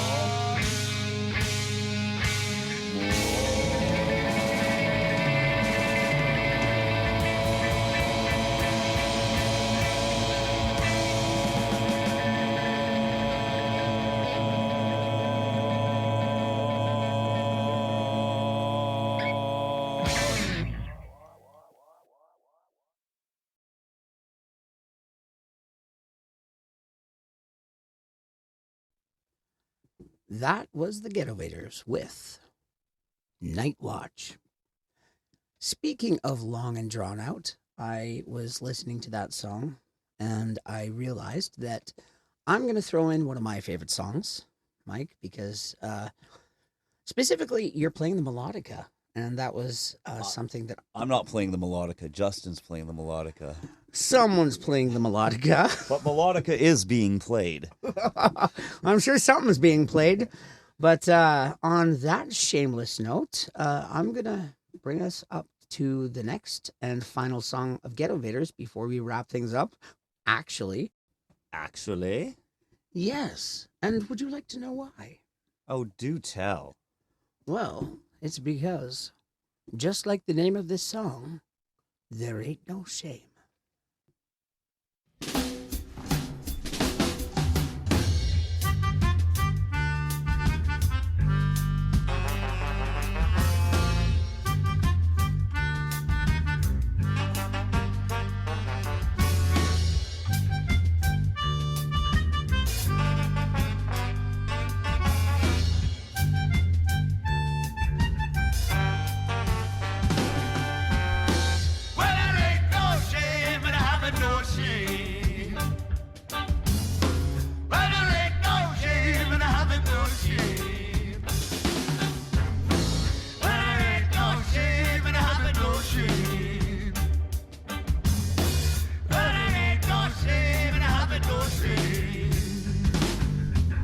Some say they don't need to know. They never will if you don't tell them so. Some say they don't need to know. And then they ain't got my respect no more. This is the fusel and I'm a snake in the grass with weak emotional armor. Lack of critical thinking abilities, no reason to bother. Running from confrontation, and if they tried a little bit harder, they wouldn't be walking away from you feeling like, whoa, whoa, whoa, just listen. But there ain't no shame in having no shame. But there ain't no shame in having no shame. But there ain't no shame in having no shame. Well, there ain't no shame in having no shame. You know, you'd be amazed how many people would be willing to accept you for the sleazy dirtbag sack of shit that you probably are, so long as you're upfront about it. I mean, it's not a virtue signaling competition or anything. Get over yourself, bud. Wait. Hold on. Are you trying to tell me that I'm allowed to have my own opinion? That is not even close to what I'm trying to say, but that's also true. And the best part is that none of our opinions hold any significance. Cool.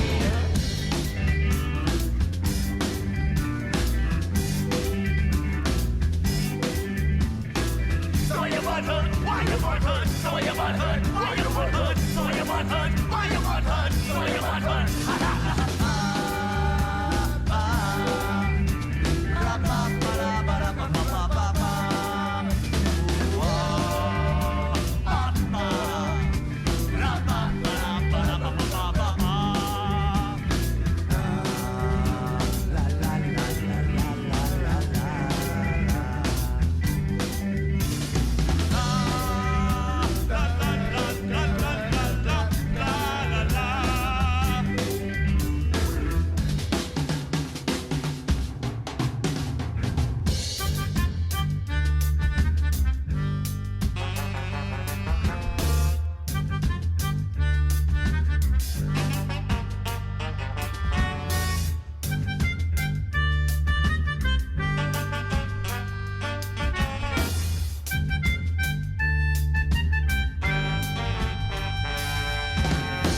Well, there ain't no shame in having no shame. Well, there ain't no shame in having no shame. Well, there ain't no shame in having no shame. Well, there ain't no shame in having no shame. So some say they don't need to know. No matter what, I get to know you more. Some say they don't need to know. But some just don't give a fuck no more. That's why we're ripping apart egotistical thinkers with rationality. The lacking a sense of awareness is needed to face reality. In the universe cheap and easy to please, yet willing to give critique. Why place such importance in matters that honestly really don't matter? But don't listen to me though. There ain't no shame in having no shame. Well, there ain't no shame in having no shame. Well, there ain't no shame in having no shame. Well, there ain't no shame in having no shame. Don't you consider people's feelings when you write music? No, I don't. Of course not. Why the fuck would I want to Your do drummer that? just dropped a drumstick. Are you gonna make fun of him for that too? Yeah, Tay, get your shit together, man. Fuck. I'm kidding. Great. Great success. I'll consider the possibility that no one has their shit together.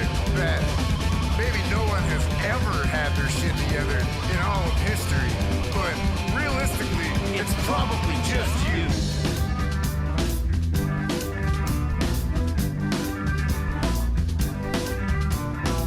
So your butt hurt? Why your butt hurt? So your butt hurt? Why your butt hurt? So your butt hurt? Why your butt hurt? So your butt hurt?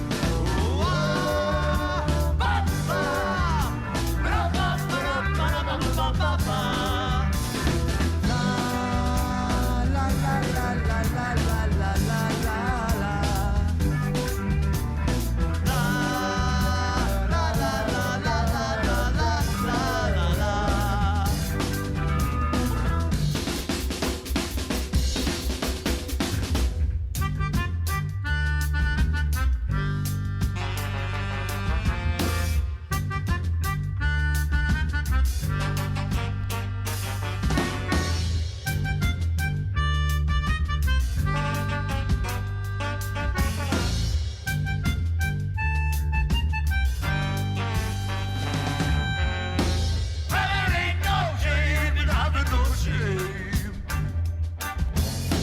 Well, there ain't no shame in having no shame. Well, there ain't no shame in having no shame. Well, there ain't no shame in having no shame. In case you didn't catch that, that was Ain't No Shame by the Ghettovators. Well, Mike, I'm going to ask you your plugs shortly, so think about that. But I have two questions to finalize this this wonderful journey that we've had here today. And the first one would be, what advice would you give to your 15-year-old self that was full of all that teenage angst or whatever it is that teenagers go through, so that any younger people in the audience may have a little bit of advice? I'd say The sooner you get the partying out of your system, the real party begins. If you follow your passion. Well, not only does that need to be on a t-shirt, that also brings us to the final opportunity for you to leave a legacy of wisdom for anybody who listens to this. Please bring it home. All right. Let's see if I can come up with something here. How about, rather than focusing on all the things that could go wrong in any given situation, try focusing on all the things that could go right and laugh off the flubs if you have to. For instance, in my experience, there have been a lot of times where I've been on stage with people the night before. Oh, we're gonna kill it tomorrow night. Yeah, listen to how tight we are. And tomorrow night comes along, and now they need some sort of substance to take the edge off. And I always wondered, what is that edge? Can you tell me what that is? Well, you know, I could flub, I could play the wrong note, and I'm thinking, these people have seen you laying next to a toilet with your pants down to your ankles and puke all over you, but you think they're never gonna let you live it down if you miss one fucking note. 80% of the audience, they know you. What is that edge? And here's the other thing too. You get up on that stage, you know you're gonna be ready when you don't need anything but your instrument and the songs you wrote, and you're standing in front of people and you're ready to hurl lightning bolts into them. And if you're proud of what you've done and you're excited to show it to people, well, that's all you need. And really, what are you afraid of? The fact that you have talent? You don't need anything else. Give a great show. And to end on that one, I'm gonna say, if you're buying drinks at your own show, you're a chump. But you go up there and you headline and blow all their minds, and then you say, who's gonna buy me a drink? Now you're a fucking champ. That really brought it home. Well, I guess that means it's about that time to get your plugs. Let people connect to you, your social media accounts and all that jazz. Where can they find you? Well, you can find me on Instagram, Surreus George. That's SURREYOUS GEORGE.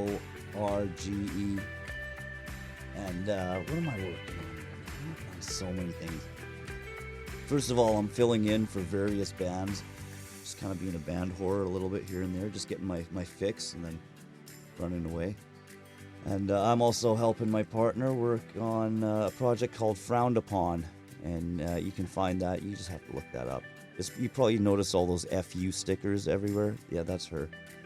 The other one I'm going to plug is 5 Feet Under Studios and a man named Tom Bertal, whose work I swear by. And we're actually going to give you a sneak peek of a track that off of my solo album, which is called The Toxicology Report. And he's recording the whole thing for me. And here's a little sneak peek. It's called Countdown to Ska-mageddon.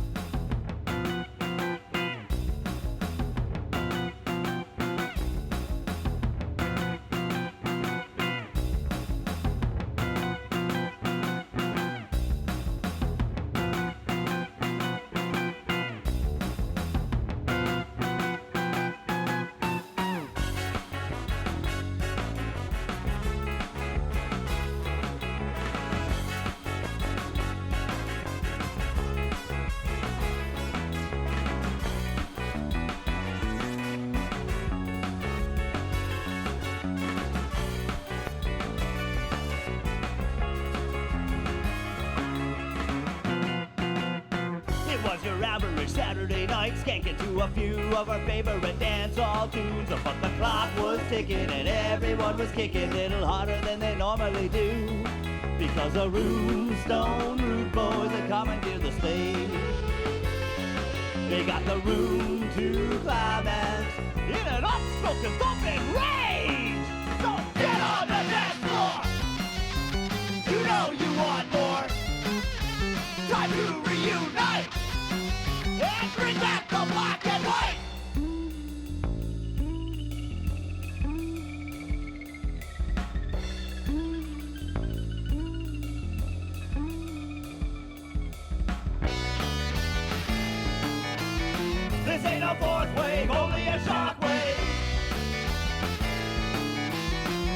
next rain's gonna blow them away for countdown to Starmageddon.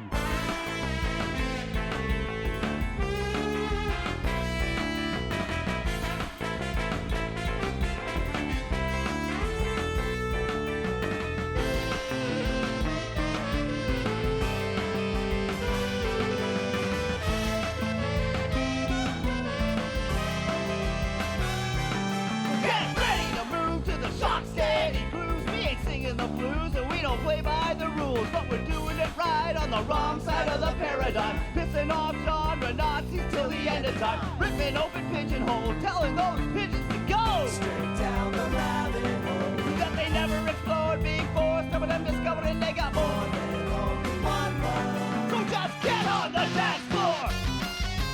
You know you want more. It's time to reunite and bring back the black and white.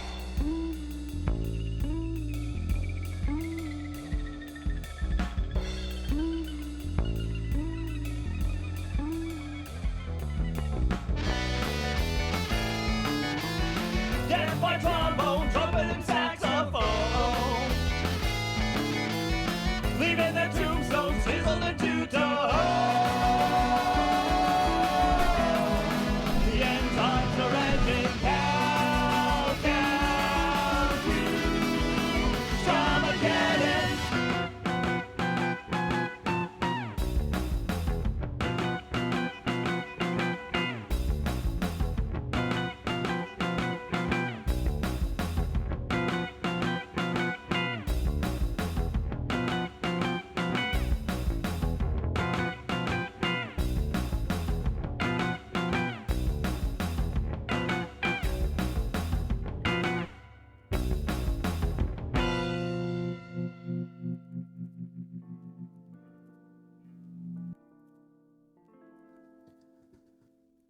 Mike. Toxic Mike. The one, the only, the legendary. I cannot tell you how grateful I am for you to take your time and come on the podcast today. It has been heartwarming, and I am just beside myself with how much I enjoyed this. There's nothing I would have rather done on a Saturday night and a long weekend. It's almost, it's 3:15 in the morning, and we're coming at you live from the Spicy Wisdom. And that wraps up the legendary first episode of the Spicy Wisdom podcast. Big love and a huge thank you again to Toxic Mike for bringing his one-of-a-kind brand of paradoxical wisdom, born from his unique roots of anarchy, tempered with the fire of integrity, along his journey of self-growth, kindness, and humility, fueled by his never-ending thirst for music and knowledge. It's not always easy to talk about the tough stuff, the things we carry, the paths we take, and the lessons we learn along the way. But that's exactly why these conversations matter. What I hope you take away from today is this: your story, no matter where you are in it, has value. Growth doesn't always look like success on the outside. It looks like showing up for yourself, owning your truth, and finding the courage to keep creating, keep trying, and keep moving forward.